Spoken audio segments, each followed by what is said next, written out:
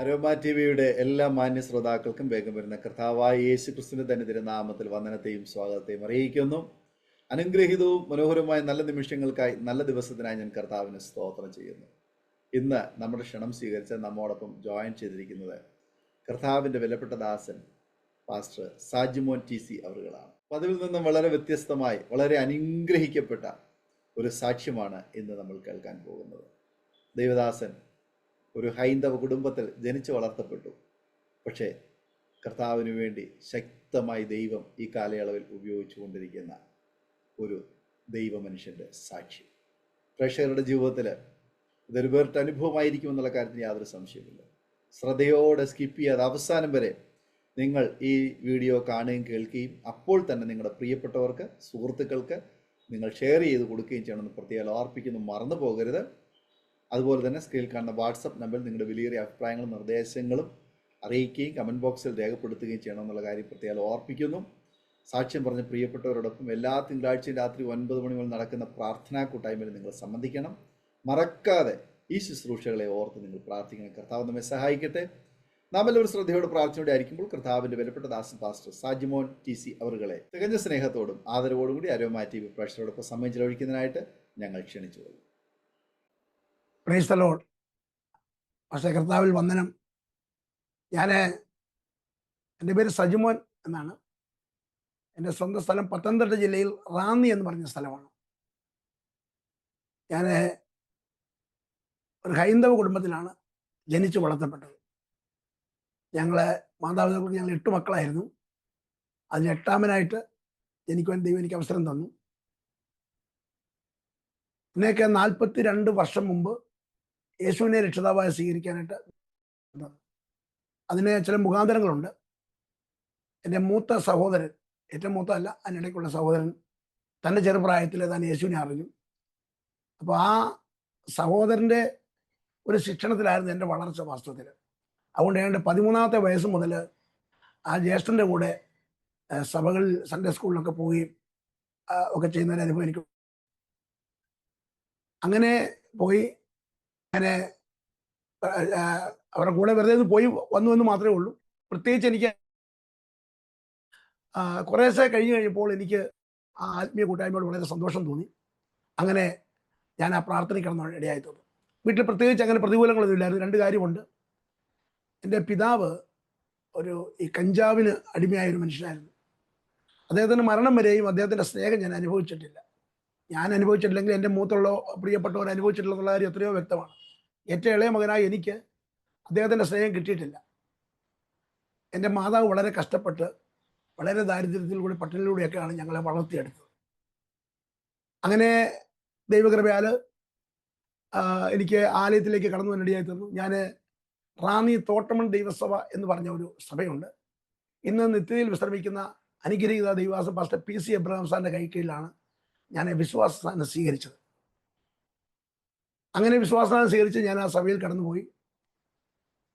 കുറച്ച് കഴിഞ്ഞപ്പോൾ എൻ്റെ വിദ്യാഭ്യാസമൊക്കെ കഴിഞ്ഞ് എനിക്ക് ജോലിയിലേക്ക് പ്രവേശിക്കാനായിട്ടിടയായി. അത് ഞാനൊരു മെഡിക്കൽ റെപ്രസെൻറ്റേറ്റീവായിട്ട് ഞാൻ ജോലി ചെയ്യായിരുന്നു. ആ സമയത്തൊക്കെ അടങ്ങാത്ത ഒരാഗ്രഹം, കർത്താവിൻ്റെ വേല ചെയ്യണമെന്നൊരു ആഗ്രഹം എൻ്റെ മനസ്സിലുണ്ടായിരുന്നു.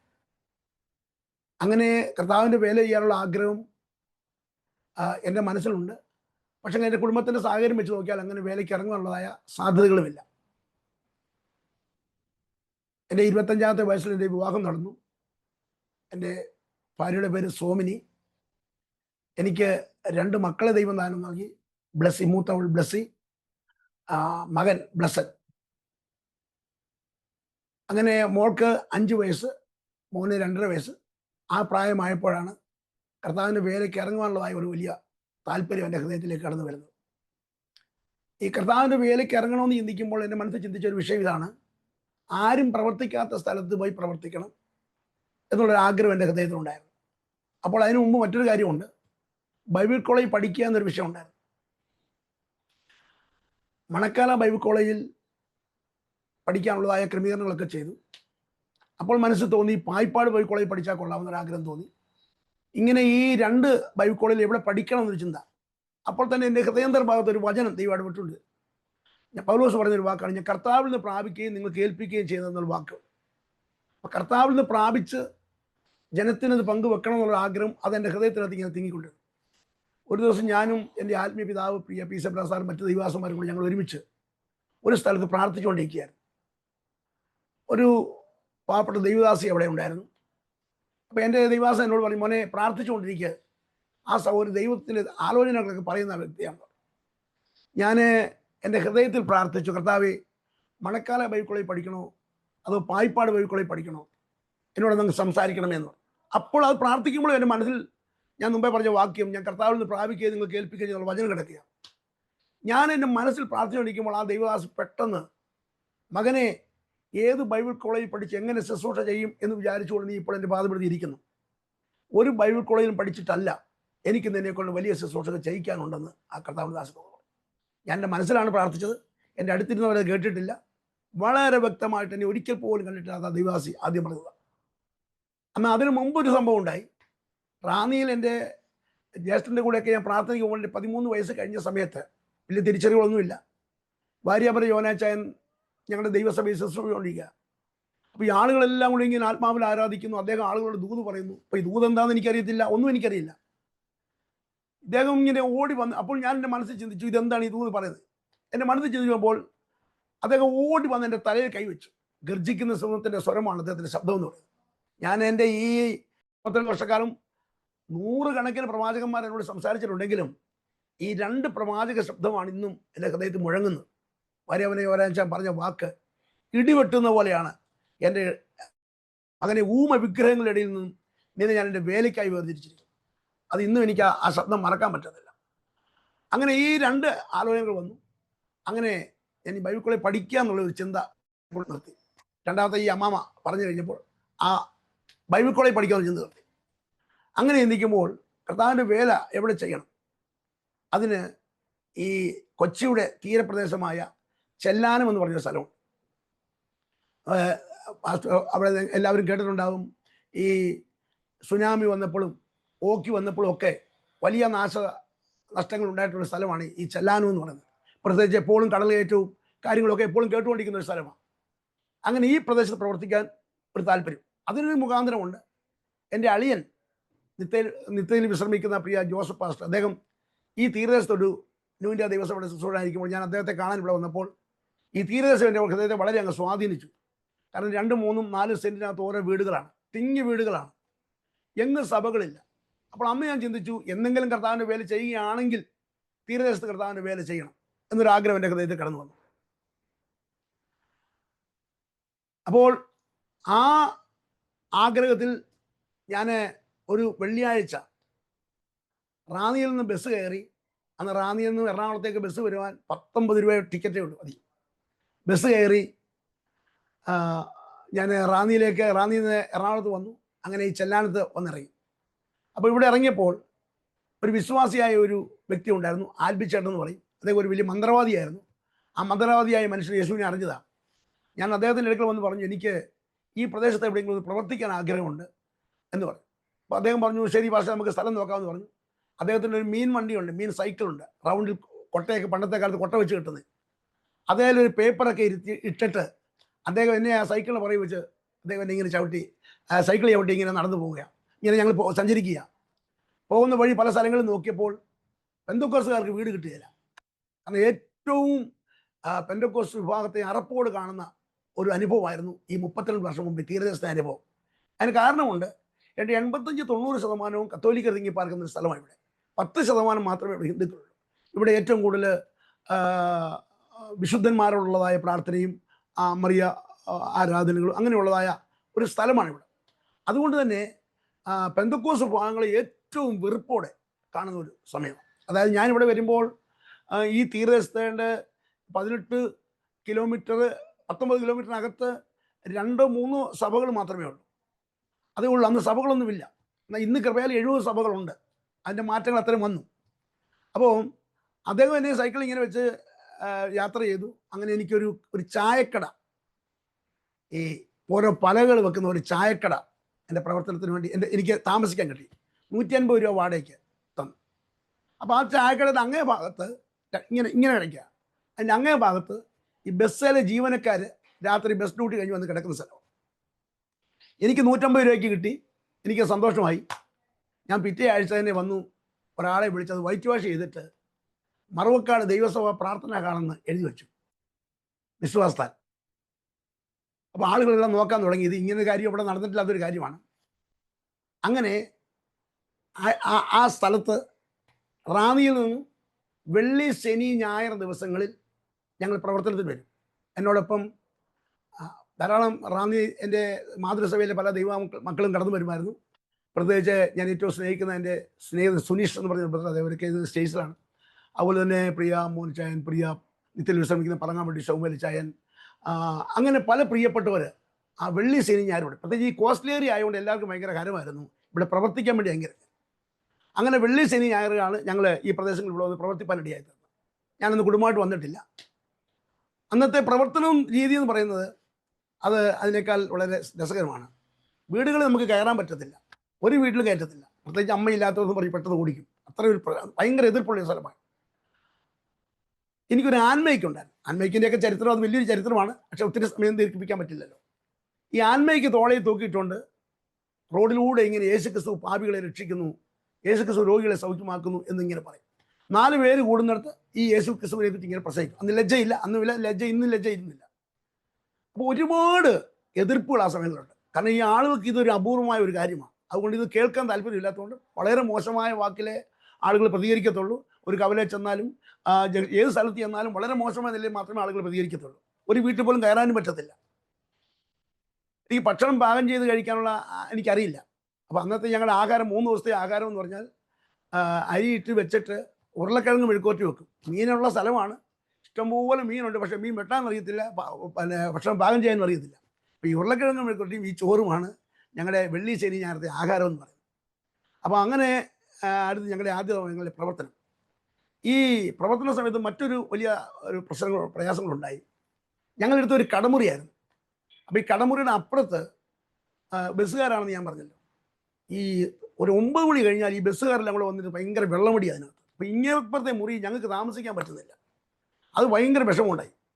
അന്ന് എന്നോടൊപ്പം ഉണ്ടായിരുന്ന ദൈവദാസന്മാരെല്ലാം കൂടെ ഞങ്ങൾ സന്ധ്യയ്ക്ക് കൈ കോർത്ത് പിടിച്ച് പ്രാർത്ഥിച്ചു. കർത്താവേ, ഒന്നുകിൽ ഈ ബസ്സുകാർ ജീവനക്കാരുടെ മദ്യപാനം നിർത്തണം, അല്ലെങ്കിൽ അവരെ ഇവിടുന്ന് ഞങ്ങൾക്ക് മാറ്റി തരണം എന്ന് ഞങ്ങൾ പ്രാർത്ഥിച്ചു. ഞായറാഴ്ച ആരാധന കഴിഞ്ഞിട്ട്, ആരാധന പറഞ്ഞാൽ ഞങ്ങളൊക്കെ തന്നെ ഇരുന്ന് ആരാധിക്കുകയാണ്, പ്രത്യേകിച്ച് വിശ്വാസമൊന്നുമില്ല. ആരാധന കഴിഞ്ഞ് ഞങ്ങൾ പോയി. പിറ്റേ വെള്ളിയാഴ്ച വന്നപ്പോൾ ആ വീടിൻ്റെ ഉടയവൻ പറഞ്ഞു, ആ മുറിയും കൂടെ നിങ്ങളെടുത്തു, അവർ പോയെന്ന് പറഞ്ഞു. അപ്പോൾ അങ്ങനെ 2 മുറി ഞങ്ങൾക്ക് ലഭിച്ചു. പക്ഷേ ഒരു കാര്യമുണ്ട്, നമുക്ക് കക്കൂസോ മറ്റുള്ള സൗകര്യങ്ങളോ ഒന്നും അവിടെ ഇല്ല.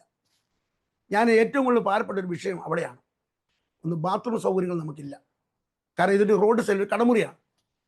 അന്നത്തെ കാലത്ത് തോപ്പുംപടിക്ക് പോകണമെങ്കിൽ നമുക്ക് അന്നത്തെ കാലത്ത് 1 മണിക്കൂർ യാത്രയുണ്ട്. കാരണം 1 മണിക്കൂർ ഇടവിട്ടൊക്കെ ഒരു ബസ് വരുന്നത്. ആ ബസ് വന്നാലും ചെറുകം ഇറങ്ങിയായി പോലും കാരണം വേറെ വണ്ടിയില്ലെന്ന് വെച്ചു. അപ്പോൾ ഈ രാവിലെ നമ്മുടെ ദിനചര്യയ്ക്ക് നമുക്കൊരു ആവശ്യം വരുമ്പോഴാണല്ലോ നമ്മൾ ഈ കക്കൂസോ കാര്യങ്ങളൊക്കെ തിരക്കുന്നത്. അങ്ങനെ നമ്മൾ ഒരു ആവശ്യം വരുമ്പോൾ പെട്ടെന്ന് ബസ് സ്റ്റോപ്പിൽ പോയി നിന്നാൽ പെട്ടെന്ന് ബസ് വരത്തില്ല. ബസ് വരുന്ന ഒരുപാട് സമയം കഴിച്ചിട്ടായിരുന്നു. ബസ് വന്നാലും നമുക്കല്ലേ ആവശ്യമുള്ളൂ, ബസ്സുകാർക്ക് അത്യാവശ്യമില്ല. ബസ് വന്നാലും അവർ ചെറുകം ഇറങ്ങി അവർ തോമ്പടി ചെല്ലുമ്പോൾ ഒരു സമയമാകും. അപ്പോഴേക്കും നമ്മളൊരു വല്ലാത്ത അവസ്ഥയിലായിരിക്കും. അവിടേക്ക് ഓടി ചെല്ലുമ്പോഴാണെങ്കിൽ അവിടെ ക്യൂ ആയിരിക്കും. കാരണം അവിടെ ഒരു ബാത്റൂമേ ഉള്ളൂ ഈ മുനിസിപ്പാലിറ്റിക്കും. അപ്പോൾ അങ്ങനെ ഉള്ള പ്രയാസങ്ങൾ ആദ്യ സമയങ്ങൾ അനുഭവിച്ചിട്ടുണ്ട്. ഞാൻ ഒത്തിരി പ്രയാസപ്പെട്ടിട്ടുണ്ട്. പിന്നത്തെ ഞങ്ങൾ തന്നെ ഫണ്ട് കൊടുത്തിട്ട് അവിടെ ഒരു ബാത്റൂമൊക്കെ ഞങ്ങൾ തന്നെ അങ്ങ് പണിഞ്ഞു ക്രമേണ. അപ്പോൾ അങ്ങനെയാണ് ഞങ്ങളുടെ ഈ പ്രവർത്തനത്തിൻ്റെ തുടക്കം എന്ന് പറയുന്നത്. അന്നും ഇന്നും ദൈവത്തോട് പ്രാർത്ഥിക്കുന്ന ഒരു വിഷയം എനിക്കുണ്ട്. ഒരു സഭയിലെയും വിശ്വാസികളെ എടുക്കത്തില്ല. ഞാൻ സുവിശേഷം പറഞ്ഞ് ദൈവം തരുന്ന ആത്മാക്കൾ മാത്രം മതി എന്നുള്ളത് എൻ്റെ ഇറങ്ങിത്തിരിച്ച സമയം മുതൽ ഈ നിമിഷം വരെയുള്ള തീരുമാനമാണ്. അതുകൊണ്ട് ധാരാളം പ്രിയപ്പെട്ടവർ പല സഭകളിൽ നിന്ന്, ദൂരെയൊക്കെ ഉള്ള പല സഭകളിൽ നിന്ന് ഇവിടെ ചേരുവാൻ വന്നപ്പോഴും ഞാൻ ഒരാളെ എല്ലാവരും സ്നേഹിക്കുന്നുണ്ട് അന്നും ഇന്നും. പക്ഷെങ്കിൽ സഭകളിലേക്ക് വിളിച്ചിട്ടുമില്ല. ഒരു ഭവനങ്ങളിൽ പോലും, അതായത് മറ്റേ ബന്ധുക്കോസുകാരുള്ള ഭവനങ്ങളിൽ പോലും ഒരു മരണം ഉണ്ടെങ്കിൽ പോകുന്നുള്ളതല്ലാതെ ഒരു വീടുകളിൽ സന്ദർശിക്കാറുമില്ല. അതിപ്പോഴും അങ്ങനെ തന്നെയാണ്. അങ്ങനെ 1.5 വർഷക്കാലം ഇങ്ങനെ വന്നും പോയി പ്രവർത്തിച്ചുകൊണ്ടിരുന്ന സമയത്ത് പ്രവർത്തനങ്ങളൊന്നും ശരിയാകുന്നില്ല. ഒറ്റ ആത്മാക്കളും വരുന്നുമില്ല. അപ്പോൾ എന്നെ റാന്നിയിലുള്ള എൻ്റെ സ്നേഹിതൻ, എൻ്റെ ആത്മീയപിതാ പ്രിയ പി. സെബ്രാ സാർ എന്നെ വിളിച്ചിട്ട് പറഞ്ഞു, മോനെ, നീ അവിടെ പോയി വേല ചെയ്തൊരു കാര്യമില്ല, അവിടെ ആത്മാക്കളൊന്നും വരുന്നില്ല. ഒരു കാര്യം ചെയ്യും, നീ സാധനം രാത്രി കയറ്റി ഇങ്ങ് പോരെ, എന്നിട്ട് ഇടുക്കിയിൽ ഒരു സഭ നമ്മളോടൊപ്പം ചേർന്ന് വരാൻ ആഗ്രഹിക്കുന്നുണ്ട്, 10-35 പേർ അവിടെ കൂടുന്നുണ്ട്, നീ ആ സഭയുടെ ചാർജ് എടുക്കാൻ പറഞ്ഞു. എനിക്ക് പെട്ടെന്ന് ഭയങ്കര വിഷമമായിപ്പോയി. കാരണം ഞാൻ 1.5 വർഷം ഇത്രയും ജനം തിങ്ങി പാർക്കുന്നിടത്ത് പ്രവർത്തിച്ചിട്ട് ഒരാത്മാക്കളെ കിട്ടിയില്ലെങ്കിൽ പിന്നെ ഞാൻ എവിടെ പോയി പ്രവർത്തിക്കാനാ? ഇത്രയും ജനം ഇവിടെ കിടക്കുക, ഇവിടെ സഭകളില്ല. ഞാൻ പെട്ടെന്ന് അദ്ദേഹത്തോട് പറഞ്ഞു, സാറേ ഞാൻ ഒരിക്കലും വരത്തില്ല, കാരണം ദൈവം എന്നെ ഇവിടെ അയച്ചതാണ്. ദൈവം അയച്ചെങ്കിൽ എനിക്ക് ദൈവം ആത്മാക്കളെ തരും.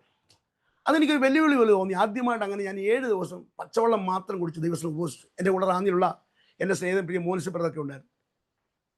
ആ 7 ദിവസം ഉപവാസം കഴിഞ്ഞപ്പോൾ എനിക്ക് ആദ്യ ഫലമായിട്ട് കിട്ടുന്നത് പള്ളിയുടെ ഒരു പ്രധാനപ്പെട്ട വ്യക്തിയാണ്.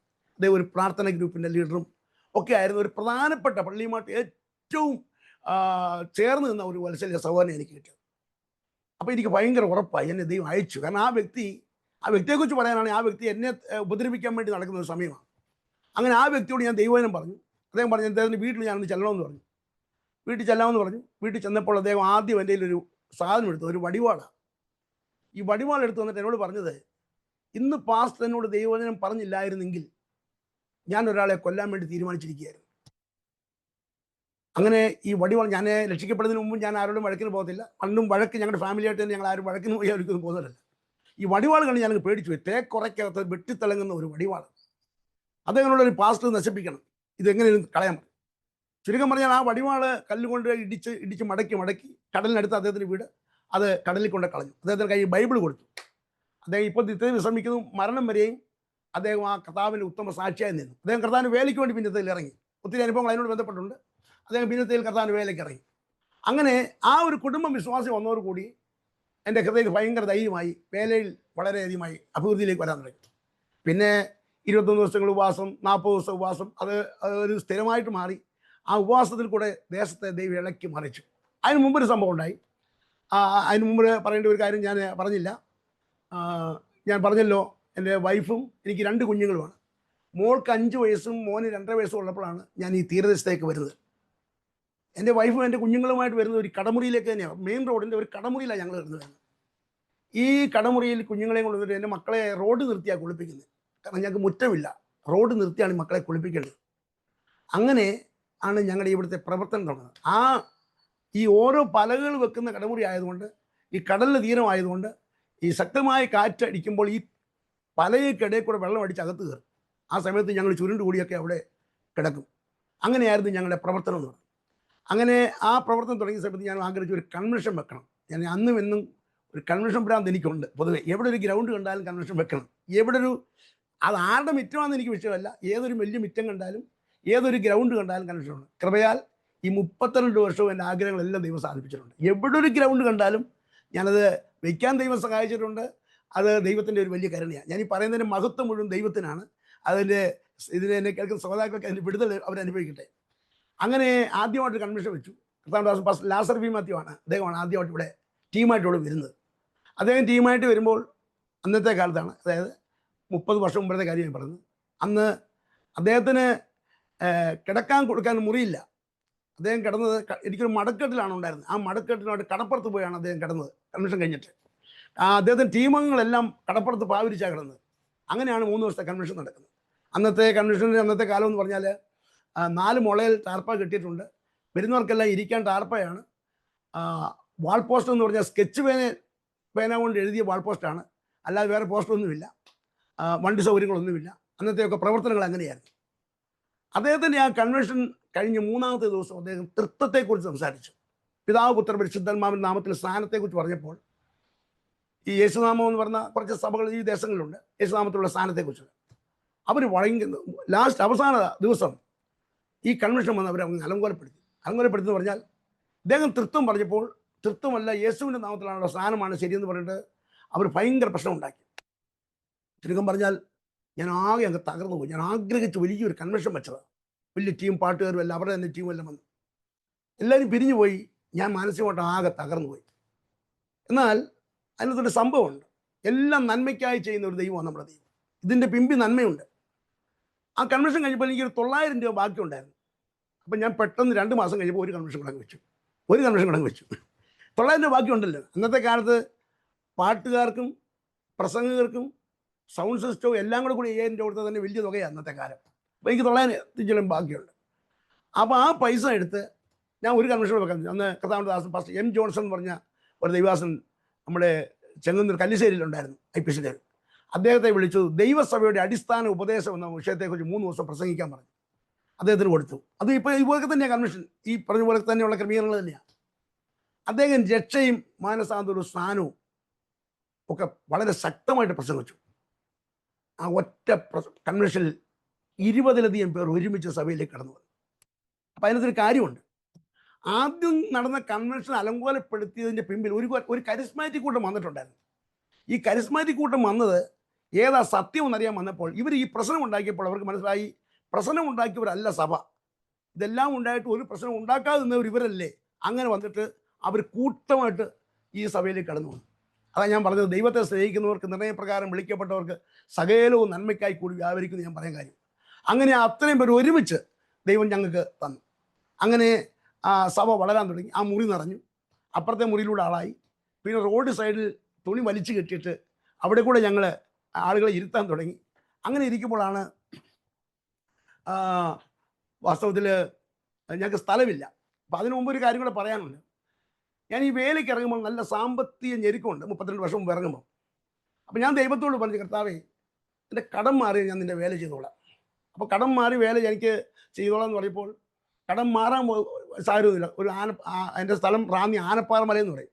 അന്നൊക്കെ അവിടെ സെൻറ്റിന് 3000 രൂപ വിലയുള്ളൂ. അപ്പം കടം മാറാനുള്ളതൊന്നും വീട്ടു വകുപ്പില്ല. അപ്പോൾ ചുരുക്കം പറഞ്ഞാൽ ഞങ്ങളൊരു കോഴി വളർത്തൽ തുടങ്ങി. അത് വളരെ രസകരമാണ്. ഹാച്ചറി, ചെങ്ങന്നൂർ പോയി ഹാച്ചറി പോയി പഠിച്ചിട്ട് വന്ന് കോഴി വളർത്തൽ തുടങ്ങി. അപ്പം ഞാൻ മെഡിക്കൽ റെപ്പായിട്ട് പോകും, എൻ്റെ വൈഫ് ഈ കോഴി വളർത്തൽ നടത്തും. 300 കോഴി ഒരേ സമയത്ത് വളർത്തുന്ന ഒരു ക്രമീകരണമായിരുന്നു. അതെനിക്ക് പെട്ടെന്ന് നല്ല ബിസിനസ് കിട്ടി. അപ്പോൾ ഈ കോഴി വളർത്തുമ്പോൾ അന്നത്തെ കാലത്ത് 100 കോഴി വളർത്തി 4500 രൂപ കിട്ടും. അപ്പോൾ ഈ കോഴിക്ക് ഞാൻ ഈ മെഡിക്കൽ റെപ്പായതുകൊണ്ട് ഈ ബി കോംപ്ലക്സ് ഓസ്റ്റോകാൽസ്യം സിറപ്പൊക്കെ ഈ എക്സ്പയറി ഡേറ്റ് കഴിഞ്ഞാൽ പിന്നെ വിൽക്കാൻ പറ്റാത്തപ്പോൾ അത് ഈ വെള്ളത്തിൽ ഒഴിച്ചും കൊടുക്കുമ്പോൾ കോഴിയെല്ലാം നല്ല ചിമിട്ടായിട്ട് നല്ല തൂക്കമാകും. അങ്ങനെ വളർത്തി. അങ്ങനെ എൻ്റെ ഒരു 3 വർഷം കൊണ്ട് എൻ്റെ മുഴുവൻ കടങ്ങൾ വന്നു മാറി.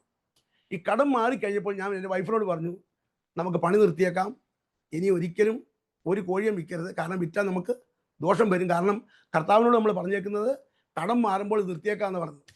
അപ്പോൾ എൻ്റെ ഭാര്യ പെട്ടെന്ന് പറഞ്ഞു, ഒരു കാര്യം ചോദിച്ചാൽ ഒരു പ്രാവശ്യം കൂടെ നമുക്ക് വളർത്താം. അച്ഛനായാലും തീരദേശത്ത് പ്രവർത്തിക്കാൻ പോകല്ലേ, നമുക്കൊരു മിക്സിയോ ഒരു പ്ലേറ്റോ അല്ലെ ഒന്നും തന്നെ ഇല്ല. കാരണം ഞങ്ങൾ റാന്നിയിലെ എൻ്റെ വീടെന്ന് പറഞ്ഞാൽ ഞാൻ പലപ്പോഴും പറയാറുണ്ട്, 5 നക്ഷത്ര ഹോട്ടലിലാണ് താമസിച്ചെന്ന് പറയും. എന്ന് പറഞ്ഞാൽ ഈർക്കിൽ മാത്രമേ മുകളിലുള്ളൂ, മേപ്പോട്ട് നോക്കിയാൽ നക്ഷത്രം മുഴുവൻ കാണാം. അങ്ങനത്തെ ഒരു വീടായിരുന്നു എൻ്റെ വീട്. റാന്നിയിലുള്ളതായ ദൈവസഭയിലെ ദൈവമക്കളാണ് എല്ലാ വർഷവും പുരം മേഞ്ഞു തരുന്നത്. ഞാൻ ഈ മറവക്കാട് വരുമ്പോഴും അവർ തന്നെയാണ് നമുക്ക് ഇതൊക്കെ ചെയ്തു തന്നത്. അപ്പോൾ അങ്ങനെ ഒരു പശ്ചാത്തലത്തിൽ വീട്ടിലൊരു പാത്രമാകട്ടെ ഒന്നുമില്ല. അപ്പോൾ എൻ്റെ വൈഫ് പറഞ്ഞു, വെച്ചാൽ ഞാൻ കഷ്ടപ്പെട്ടോളാം, ഒരു പ്രാവശ്യം കൂടെ നമുക്ക് കോഴിയെ വളർത്താമെന്ന് പറഞ്ഞു. ശരിയായിട്ട് പറഞ്ഞാൽ അത് ദൈവത്തിന് ഇഷ്ടപ്പെട്ടില്ല. കർത്താവിനോട് ഞാൻ പറഞ്ഞു, എൻ്റെ ഉടമ്പടി ഞാൻ തെറ്റിച്ചു. അപ്പോൾ അദ്ദേഹം പറഞ്ഞു, ഞാൻ വളർത്തിക്കോ. എന്നിട്ട് പറയുന്നു, 45 ദിവസം ആകുമ്പോൾ 1700 1750 ആകുന്ന കോഴി 2 മാസമായിട്ട് 350-400 ഗ്രാമേ നിൽക്കുക. കോഴിക്കൊന്നും വളർച്ച വരുന്നില്ല.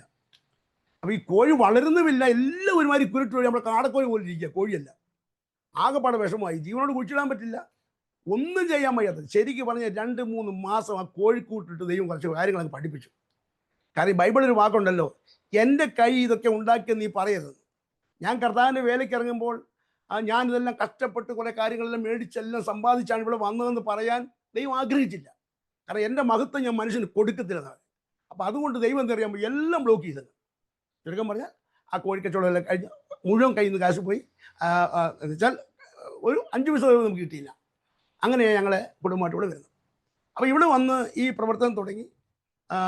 അന്നും ഇന്നും ഞാൻ അന്നത്തെ കാലത്തെ പ്രവർത്തനം എന്ന് പറഞ്ഞാൽ രാവിലെ ഈ മൈക്കുമായിട്ടങ്ങ് ഇറങ്ങുക, ഇങ്ങനെ നടന്ന് എല്ലാ സ്ഥലങ്ങളും നടന്ന് ഇങ്ങനെ സുവിശേഷം പറയുക.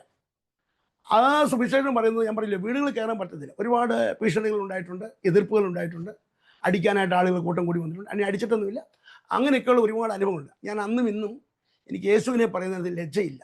കാരണം എന്നെ ദൈവം, ഞാൻ ആ ഭാര്യാപരയോനാച്ചാൻ പറഞ്ഞ ദൂത്, ഊമ വിഗ്രഹങ്ങളുടെ ഇടയിൽ നിന്ന് കർത്താവിൻ്റെ വേലയ്ക്ക് വേണ്ടി എന്നെ ദൈവം വിളിച്ചതാണ്.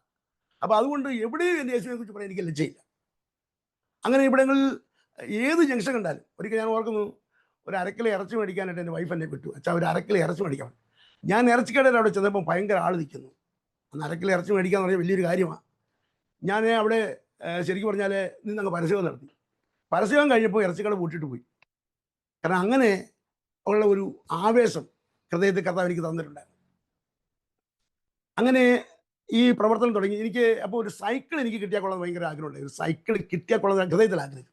അപ്പോൾ ഈ സൈക്കിൾ കിട്ടുക എന്ന് പറഞ്ഞാൽ സൈക്കിളിൻ്റെ ടയർ പോലും ഉരുട്ടാൻ എൻ്റെ ചെറുപ്രായത്തിൽ ഞാൻ കൊതിച്ചിട്ടുണ്ട്. അതുപോലും കിട്ടാത്ത കാലം.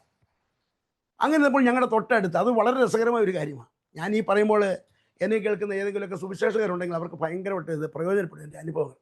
കാര്യം ഇന്നത്തെ കാലത്ത് ഒരു സുവിശേഷകരെ പറയുമ്പോൾ അവർ ആദ്യം വെക്കുന്ന ഡിമാൻഡ് താമസിക്കാനുള്ള സൗകര്യം എങ്ങനെയുണ്ട്, എങ്ങനെ, എത്ര വിശ്വാസികളുണ്ട് എന്നൊക്കെയാണ് ചോദിക്കുന്നത്. ഞാൻ എൻ്റെ കർത്താവിനോട് എൻ്റെ ജീവിതത്തിൽ ഇതൊന്നും ചോദിച്ചിട്ടില്ല. ഒരിക്കൽ ഒരു നിവാസം എന്നോട് പറഞ്ഞത് അദ്ദേഹത്തിന് മാസം, അന്നത്തെ കാലത്ത് മാസം മാന്യമായ ഒരു സപ്പോർട്ട് ഒരു സംഘടന കൊടുക്കുന്നുണ്ട്. അപ്പോൾ അദ്ദേഹം അന്ന് എന്നോട് പറഞ്ഞത് ഇങ്ങനെയാണ്, പക്ഷേ എനിക്ക് മുതലാകുന്നില്ലെന്ന് പറഞ്ഞു. എനിക്ക് ആ വാക്ക് ഇന്നും മറക്കാൻ പറ്റുന്നില്ല. ന്യായമാകത് തരാമെന്ന് പറഞ്ഞ ഒരു യജമാൻ്റെ ഈ ജോലി ചെയ്യുന്ന ഒരു വ്യക്തിക്ക് ഇത് മുതലാകുന്നില്ലെന്ന് പറഞ്ഞാൽ എനിക്ക് മനസ്സിലാകുന്നില്ല. എനിക്ക് ഈ 32 വർഷവും എനിക്കൊന്നും ഒരു നഷ്ടവും വന്നിട്ടില്ല. കർത്താവിന് വേല ചെയ്തത് എൻ്റെ ജീവിതത്തിൽ ഏറ്റവും അനുഗ്രഹമായി തീർന്നു എനിക്ക് പറയാൻ കഴിയും. ഒരിക്കൽ പോലും എൻ്റെ ദൈവം എന്നെ ലജ്ജിപ്പിച്ചിട്ടില്ല. അപ്പം ഞാൻ ഞങ്ങളുടെ തൊട്ടടുത്തൊരു വീട്ടിൽ ഒരു സൈക്കിള് വിൽക്കാനിട്ടിട്ടുണ്ട്, പഴയ സൈക്കിൾ. ഞാൻ അവിടെ ചെന്ന് അവരോട് സംസാരിച്ചു. ചിലവർ പറഞ്ഞു 750 രൂപ തന്നേക്കാമെന്ന് പറഞ്ഞു. എനിക്കങ്ങ് ഭയങ്കര സന്തോഷമായി. സ്വന്തമായിട്ടൊരു സൈക്കിൾ ഉണ്ടാകാൻ പോവുക. അപ്പം ഞാൻ പെട്ടെന്ന് എൻ്റെ അളിയൻ അന്ന് പാസ്റ്ററാണ്, അദ്ദേഹം കാലടിയിലാണ്. അദ്ദേഹത്തെ വിളിച്ചു പറഞ്ഞു, അളിയ ഇവിടെ വരെ വന്ന് ഒരു സൈക്കിൾ എടുക്കണം, അതൊന്ന് നോക്കണം, ഓടിച്ച് നോക്കണം, എന്തെങ്കിലും കുഴപ്പമുണ്ടോ എന്ന് അറിയത്തില്ല. വേറെ 2 പേരുണ്ട്, അവരെ വിളിച്ചു. അപ്പം ഞങ്ങൾ 3 കൂടെ ആ വീട്ടിലോട്ട് ചെന്ന് കഴിഞ്ഞപ്പോൾ ആ വീട്ടുകാർ വെച്ച് നിങ്ങളെല്ലാം കൂടെ എന്താ വന്നേ? ഞാൻ പറഞ്ഞു ഞാൻ സൈക്കിൾ ഒന്ന് ഓടിച്ചു നോക്കാമെന്ന്. അവർ ഇച്ചിരി സ്റ്റാൻഡേർഡ് ഫാമിലിയാണ്. അവർ പെട്ടെന്ന് പറഞ്ഞു പൊക്കോന്ന് പറഞ്ഞു, സൈക്കിൾ നിങ്ങൾക്ക് തരുന്നില്ലെന്ന് പറഞ്ഞു. ഒരു സൈക്കിൾ മേടിക്കാൻ വന്ന കുറേ ആളുകളെല്ലാം കൂടെ വന്നിരിക്കുന്നു. എനിക്ക് സൈക്കിൾ തന്നില്ല. എനിക്കങ്ങ് ഭയങ്കര സങ്കടമായി പോയി. കാരണം എനിക്ക് സ്വന്തമായിട്ടൊരു സൈക്കിൾ ഉണ്ടാകുമെന്ന് ആഗ്രഹിച്ചതാണ്. ഞാനങ്ങനെ വളരെ ഭാരപ്പെട്ടു, ഭവനത്തിൽ ചെന്നു. അപ്പം അത് കഴിഞ്ഞിട്ട് പിറ്റേ ദിവസം റാന്നിയിൽ നിന്ന് എൻ്റെ സ്നേഹിത സുനീഷ് എന്ന് പറഞ്ഞൊരു സഹോദരൻ വീട്ടിലേക്ക് വന്ന് വർത്തമാനം എല്ലാം പറഞ്ഞ് പോകാൻ നേരത്തെ എന്നോട് പറഞ്ഞു, സജി ബ്രദറെ, ഒരു 2000 രൂപ ഉണ്ട്, ഇതെൻ്റെ മമ്മി തന്നു വിട്ടതാണ്, സജു മോൻ ഇവിടെ ഒരു സൈക്കിൾ വാങ്ങണമെന്ന് പറഞ്ഞു. എന്നിട്ട് മമ്മി അടുത്ത് പറഞ്ഞു ഏറ്റവും നല്ല സൈക്കിളെ വാങ്ങാതും അതിന് ബാക്കി ഉണ്ടെങ്കിൽ മമ്മി തന്നെ തന്നേക്കാമെന്ന് പറഞ്ഞു. ആ ടീച്ചർ എന്നെ പഠിപ്പിച്ച ആളൊന്നും വിശ്വാസത്തിലില്ല, ഈ മകൻ മാത്രമേ വിശ്വാസത്തിലുള്ളൂ. അങ്ങനെ ഞാൻ ആദ്യമായിട്ട് ഒരു BSIയുടെ സൈക്കിള് സ്വന്തമാക്കി. ഇന്നത്തെ കാലത്ത് ഇന്നോവ വണ്ടി എടുക്കുന്നതിന് സന്തോഷമാണ്, എന്നാൽ അത്ര സന്തോഷമാണ് എനിക്ക് ആ സൈക്കിൾ എന്ന് പറഞ്ഞാൽ. എനിക്ക് ലഭിച്ച ആ സൈക്കിള് ഞാൻ മറക്കത്തില്ല. ആ സൈക്കിള് തൂത്തും തുടച്ചും ഒക്കെ കൊണ്ട് നടന്ന് അതിൽ കൂടെ കത്താൻ്റെ വേല ചെയ്തു. അപ്പോൾ അതിന് മറ്റൊരു സംഭവങ്ങളുണ്ടായി. ഞാൻ ഒരിക്കലും സൈക്കിളിൽ ഇങ്ങനെ യാത്ര ചെയ്ത് ഇങ്ങനെ പോകുമ്പോൾ ഒരു വലിയ ആരാധനയൊക്കെ ഒരു സ്ഥലത്ത്. ഞാനൊരു പാട്ടോട് ചോദിച്ചു, എന്താണ് ഇവിടെ ഈ ശബ്ദം, വലിയൊരു ആരാധന? അപ്പോൾ അദ്ദേഹം പറഞ്ഞു, ഈ പള്ളിയിൽ നിന്ന് വിട്ടു നിൽക്കുന്ന ഒരു കൂട്ടമാണ് കരിസ്മാറ്റിക് എന്ന് പറയും, അവരാണ് അവിടെ ആരാധിക്കുക. ഞാൻ പറഞ്ഞു ഇല്ല, അവർ സാധനമൊന്നും ഇല്ലെന്ന് പറഞ്ഞു. ഞാൻ ആ റോഡിൽ നിന്നുകൊണ്ട് പ്രാർത്ഥിച്ചു, കർത്താവ് എനിക്ക് ഈ കൂട്ടത്തെ തരണമേ, ഈ കൂട്ടം എന്നോട് ഒരുമിച്ച് ദൈവത്തെ ആരാധന ഇടയായി തീരണമേ. ചുരുങ്ങിയ നാളുകൾക്കകം ആ കൂട്ടം പൂർണ്ണ ഒരു 75% ആളുകളും ഈ ദൈവസഭയിലേക്ക് കടന്നു വന്നു. അങ്ങനെ ഞങ്ങൾക്ക് ഒരുമിച്ച് ദൈവത്തെ ആരാധന ഇടയാക്കാം. അപ്പോൾ ഈ സൈക്കിൾ കഴിഞ്ഞ് മറ്റൊരു അനുഭവങ്ങൾ എനിക്ക് പറയാനുണ്ട്. ഞാൻ റാന്നി ബെച്ചൂച്ചിറ എന്ന് പറഞ്ഞൊരു സ്ഥലമുണ്ട്, ബെച്ചൂച്ചിറ. ഈ ബെച്ചൂച്ചിറയിൽ നിത്യയിൽ വിശ്രമിക്കുന്ന പറങ്ങാമ്പള്ളി സൗമ്യലിച്ചായി രാജീവാന്തോടെയൊക്കെ സൂക്ഷിക്കാൻ പറഞ്ഞിട്ടുണ്ട് ദൈവാസന. അദ്ദേഹത്തെ കാണാൻ നിന്ന് പോയി. അദ്ദേഹം ഇവിടെ വന്ന് പ്രവർത്തിക്കുമായിരുന്നു. പ്രവർത്തിച്ച് ബെച്ചൂച്ചിറ നിന്ന് റാന്നിക്ക് വണ്ടി കിട്ടുന്നില്ല, എനിക്ക് പിറ്റേ ദിവസം ഇങ്ങോട്ട് പോരുകയും വേണം. അങ്ങനെ ഒരുപാട് സമയം നോക്കി നിന്നപ്പോൾ എൻ്റെ വൈഫ് പറഞ്ഞു, ഒരു സ്കൂട്ടർ ഉണ്ടായിരുന്നെങ്കിൽ നമുക്കും പെട്ടെന്ന് പോകാമായിരുന്നു. അപ്പം ഞാൻ പറഞ്ഞു, നമ്മളെക്കാളും മുമ്പിലൊക്കെ ആപ്ലിക്കേഷൻ കൊടുത്തവർക്ക് ഇതുവരെ കിട്ടിയിട്ടില്ല, നമുക്കും ദൈവത്തിന് സമയമാകുമ്പോൾ അതൊക്കെ കിട്ടും. അപ്പോൾ അങ്ങനെ ഞങ്ങൾ പിന്നെ രാത്രി ബസ് വന്നു വിട്ടി ഞങ്ങൾ വന്നു. റാന്നി വന്ന ഉടനെ എൻ്റെ ആത്മീയപിതാവ് സാർ എന്നോട് ചോദിച്ചു, മോനെ നിനക്ക് സ്കൂട്ടർ വേണോ? ഞാൻ പറഞ്ഞു സ്കൂട്ടർ എങ്ങനെയാ? അദ്ദേഹം പറഞ്ഞു, മോനെ നാരകത്താൻ ഈ കുഞ്ഞുമോൻ 2 മാസത്തേക്ക് നാട്ടിൽ വന്നപ്പോൾ ഒരു സ്കൂട്ടർ മേടിച്ചു, അദ്ദേഹം നാളെ പോവുകയാണ്, ഇവിടെ വന്നിട്ട് എന്നോട് പറഞ്ഞിട്ട് പോയി സജുമോൻ അത് കൊടുക്കണമെന്ന് പറഞ്ഞു. KEO 1070 പറഞ്ഞ ബജാജിൻ്റെ സ്കൂട്ടർ ഞാൻ ഒരിക്കലും പറഞ്ഞു. അതിനുശേഷം ഞാൻ ധാരാളം ബൈക്കുകൾ, ധാരാളം വണ്ടികൾ ഉപയോഗിച്ചു. ആ സൈക്കിളും ആ സ്കൂട്ടറും എനിക്ക് ഒരിക്കലും മറക്കാൻ പറ്റില്ല. എൻ്റെ വണ്ടിയുടെ നമ്പർ ഇപ്പോഴും എനിക്ക് കാണാൻ അറിയത്തില്ല, പക്ഷേങ്കിൽ ആ KEO 1079 എന്നുള്ള സ്കൂട്ടറും സൈക്കിളും എൻ്റെ ജീവിതം മറക്കാൻ പറ്റത്തില്ല. ദൈവത്തിൻ്റെ നടത്തിയ വിധങ്ങൾ അന്നും ഇന്നും എനിക്ക് പ്രത്യേകിച്ച് ഒരാളുടെയും സപ്പോർട്ടില്ല. ഞാൻ ഈ വേലയ്ക്ക് മറവക്കാട് വരുമ്പോൾ അന്ന് നമ്മുടെ KP യോഹന്നാൻ സാറ് നമ്മുടെ പെന്തക്കോസ്റ്റിലെ ദൈവാസന്മാർക്കൊക്കെ സപ്പോർട്ട് ചെയ്യുന്ന ഒരു കാലമാണ്, ആദ്യ അനുഭവം. അപ്പോൾ എറണാകുളത്തുള്ള അദ്ദേഹത്തിൻ്റെ ഒരു പ്രധാനപ്പെട്ട ആളുണ്ട്, അദ്ദേഹം എൻ്റെ ഈ പ്രവർത്തനം പറഞ്ഞിട്ട് പറഞ്ഞു, പിന്നെ അവിടെ ഒരു മാസം സപ്പോർട്ട് എല്ലാ മാസവും തരാം. അപ്പോൾ ഞാൻ അദ്ദേഹത്തോട് പറഞ്ഞത് ഇങ്ങനെയാണ്, ഞാൻ ഇതുവരെയും കർത്താവിൻ്റെ മുഖത്താണ് നോക്കിയത്, ഇനിയിപ്പോൾ ഞാൻ പോസ്റ്റ്മാൻ്റെ മുഖത്തേക്ക് നോക്കേണ്ടി വരും, അതുകൊണ്ട് എനിക്കത് വേണ്ട. എന്നാൽ KP യോഹന്നാൻ ഭാഷ അന്ന് കൃപയിൽ നിൽക്കുന്ന ഒരു സമയം തന്നെയാണ്, അന്നത്തെ കാലം ഞാൻ പറഞ്ഞത്. എന്നാൽ എൻ്റെ ജ്യേഷ്ഠൻ എറണാകുളം വൈറ്റിലെ ഷാരോനിലെ പാസ്റ്ററാണ്, പാസ്റ്റർ ശശി സാം. അദ്ദേഹം ഇപ്പം നിത്യത വിശ്രമിക്കുക. ചുരുക്കം പറഞ്ഞാൽ ഞാൻ പിന്നെ ഓഫർ ഞാൻ തിരസ്കരിച്ചു. ഇന്ന് വരെയും ആ നിലയിൽ തന്നെയാണ് പോകുന്നത്. എൻ്റെ റാന്നിയിലുള്ളതായ ദൈവസഭകളായിരുന്നു ഞങ്ങളുടെ ഈ പ്രവർത്തനങ്ങൾ എന്നെ ആത്മീയമായിട്ട് ഭൗതികമായിട്ടും ഒക്കെ സഹായിച്ചത്. അങ്ങനെ ഈ പ്രവർത്തനങ്ങൾ ഇങ്ങനെ മുന്നോട്ട് വരുമ്പോൾ ഈ താമസ വീടിൻ്റെ തൊട്ടടുത്തൊരു കള്ള് ഷാപ്പുണ്ടായിരുന്നു. ഈ കള്ള് ഷാപ്പുകാർ അവിടെ കള്ളുകൂടി കഴിഞ്ഞിട്ട് ആളുകൾ വന്ന് നമ്മുടെ ഈ പാട്ട് തുടങ്ങുമ്പോൾ ഇവിടെ വന്ന് ബഹളം വെക്കും. അത് ഞങ്ങൾക്ക് വളരെയേറെ പ്രയാസമുണ്ട്.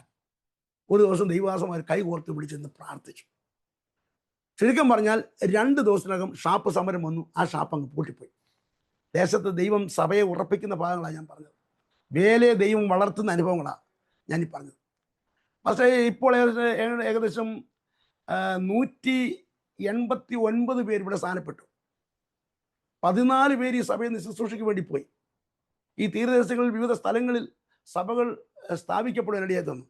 ഞാൻ ശുശ്രൂഷിക്കുന്ന സഭയിലോ ഞങ്ങളുടെ ബ്രാഞ്ച് സഭകളിലോ വേറെ ഒരു ദൈവദാസന്മാരുടെയും കണ്ണുനീരില്ല. ഒത്തിരി ആളുകൾ വലിയ മെഗാ ചർച്ച എന്നൊക്കെ പറയുമ്പോൾ അതിൻ്റെ പിമ്പിൽ അതിന് വെച്ച് ചില കാര്യങ്ങളൊക്കെ ഉണ്ട്.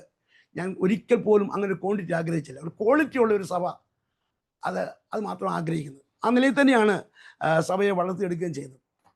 അപ്പോൾ ഈ പ്രവർത്തനം ഇങ്ങനെ മുൻപോട്ട് കടന്നു വന്നു. കൺവെൻഷനുകൾ നടത്താൻ തുടങ്ങി. പ്രവർത്തനങ്ങൾ വളരെ വിശാലമായിട്ട് മുന്നോട്ട് കൊണ്ടുപോയി. ഒരുപാട് എതിർപ്പുകൾ ഉണ്ടായിരുന്നു. അപ്പോൾ ഈ ഹോള് പണിയാൻ നേരത്ത് ഹോള് പണിയാൻ പൈസ ഇല്ല. തിരുവല്ലയിൽ കടപ്പുറ പാപ്പച്ച എന്ന് പറഞ്ഞ ദിവാസമുണ്ട്. അദ്ദേഹം എൻ്റെ ഈ പ്രവർത്തനം കാണാൻ വന്നു കണ്ട് സന്തോഷപ്പോൾ അദ്ദേഹം എന്നോട് പറഞ്ഞു, സൈമോനെ ഇവിടെ സ്ഥലം മേടിക്കാൻ 25,000 രൂപ ഞാൻ തന്നേക്കാന്ന് പറഞ്ഞു. അന്ന് റോഡ് സൈഡിൽ 12,000 രൂപ വരെയുണ്ട്. അല്പം ഉള്ളിലോട്ടാണെങ്കിൽ ഇച്ചിരി വിലക്കുറവാണ്. അപ്പം എനിക്ക് ഭയങ്കര സന്തോഷമായി. 25,000 രൂപ 4 സെൻറ്റ് നമുക്ക് മേടിക്കാമല്ലോ. പക്ഷേ സ്ഥലം ആരും തരത്തില്ല. പെന്തിക്കോസുകാർക്ക് സ്ഥലം കൊടുക്കത്തില്ല.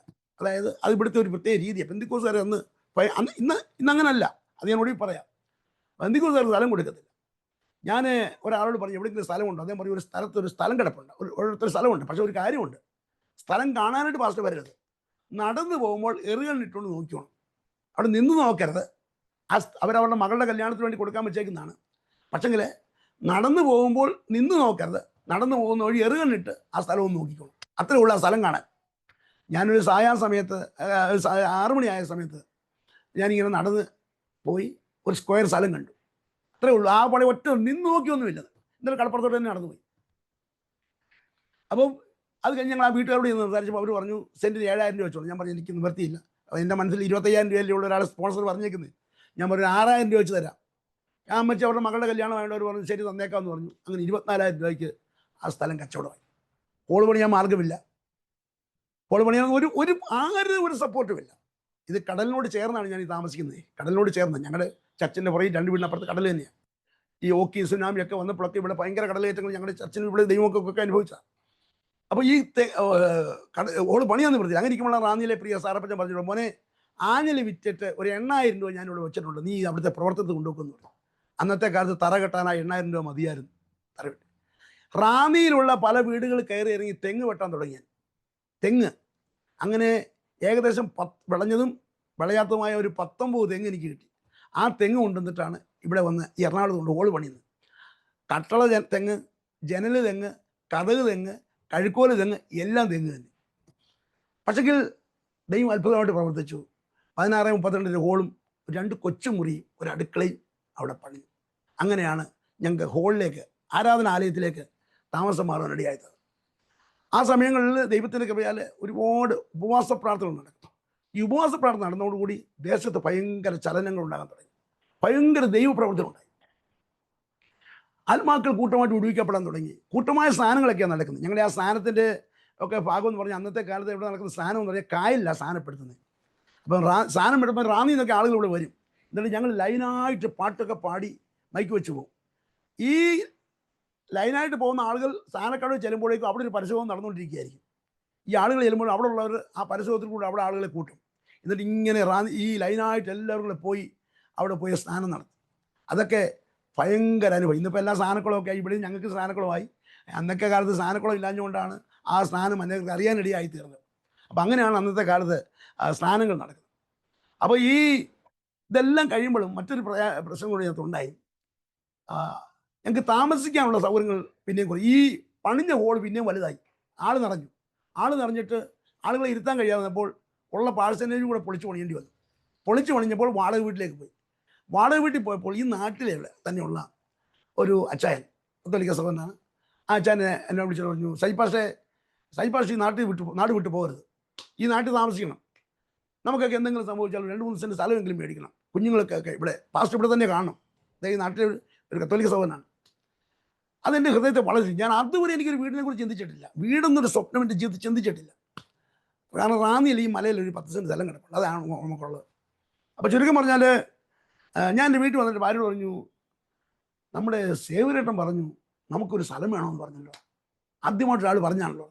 അങ്ങനെ അതിൻ്റെ പിറ്റേ ആഴ്ച ആയപ്പോൾ ഞങ്ങളുടെ തൃശ്ശൂരിലുള്ള ഒരു സൈമൺ സാർ എന്ന് പറഞ്ഞ സാറുണ്ട്. അദ്ദേഹം അന്നേരം ആ സമയത്ത് വിദേശത്ത് അദ്ദേഹത്തിൻ്റെ ശുശ്രൂഷ ബന്ധി പോയിക്കാം. അദ്ദേഹം എന്നെ വിളിച്ചിട്ട് എന്നോട് പറഞ്ഞു, സജിമോനെ അവിടെ എവിടെയെങ്കിലും ഒരു 5 സെൻറ്റ് സ്ഥലം വാങ്ങും, ഞാൻ അതിൻ്റെ പൈസ തരാമെന്ന് പറഞ്ഞു. ആദ്യമായിട്ട് പറയുകയാണ്, എൻ്റെ ജീവിതത്തിൽ ഞാൻ ആരോടും ചോദിച്ചിട്ടില്ല, എൻ്റെ ആവശ്യം ഞാൻ പറഞ്ഞിട്ടില്ല. അദ്ദേഹം അന്നത്തെ കാലത്ത് മെയിൻ റോഡ് സൈഡ്, അപ്പോഴേക്കും സ്ഥലത്തിൻ്റെയൊക്കെ വില കൂടി, 55,000 രൂപ അന്നത്തെ കാലത്ത് ടോപ്പ് വിലയാണ്. അങ്ങനെ സ്ഥലം എനിക്ക് വാങ്ങുവാൻ ദൈവം സഹായിച്ചു.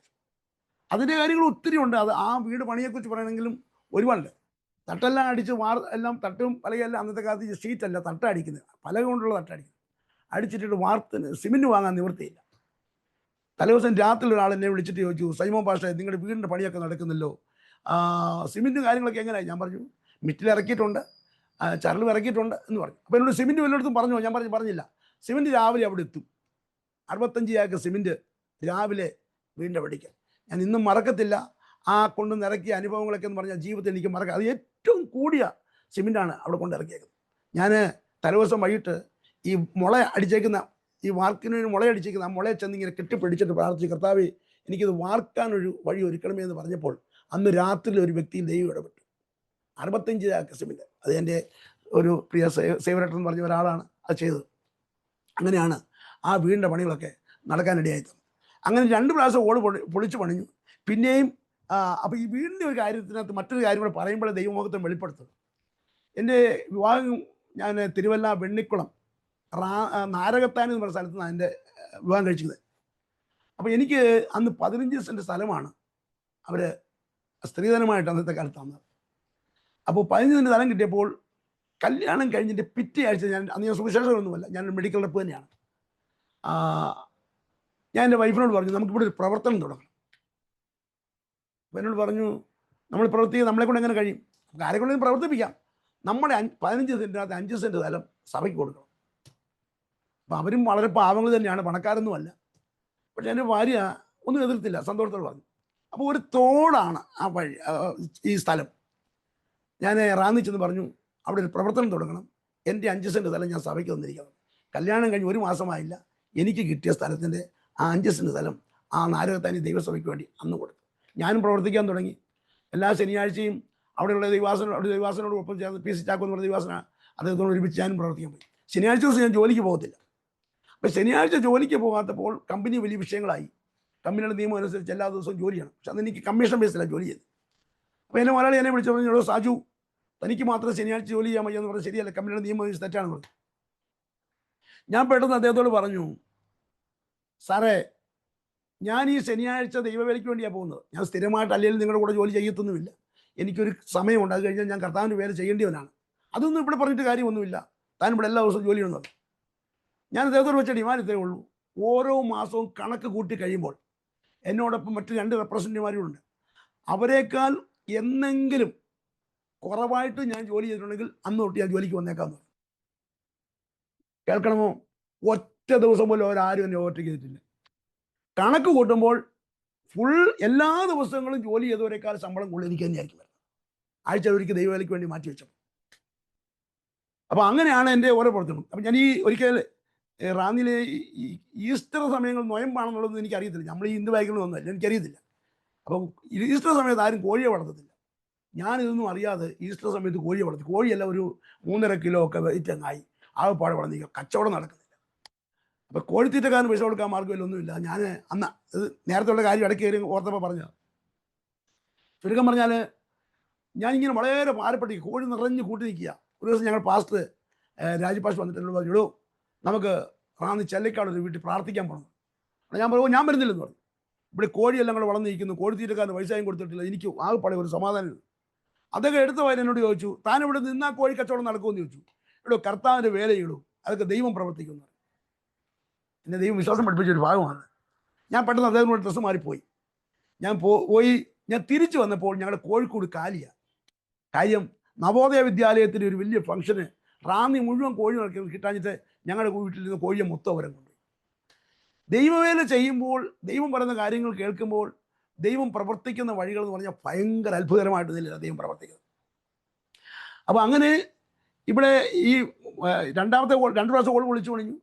പിന്നെ അതും നിറഞ്ഞു കഴിഞ്ഞപ്പോൾ വീണ്ടും പൊളിക്കാൻ ആകെപ്പാടെ 5.5 സെൻറ്റ് സ്ഥലമേ ഉള്ളൂ.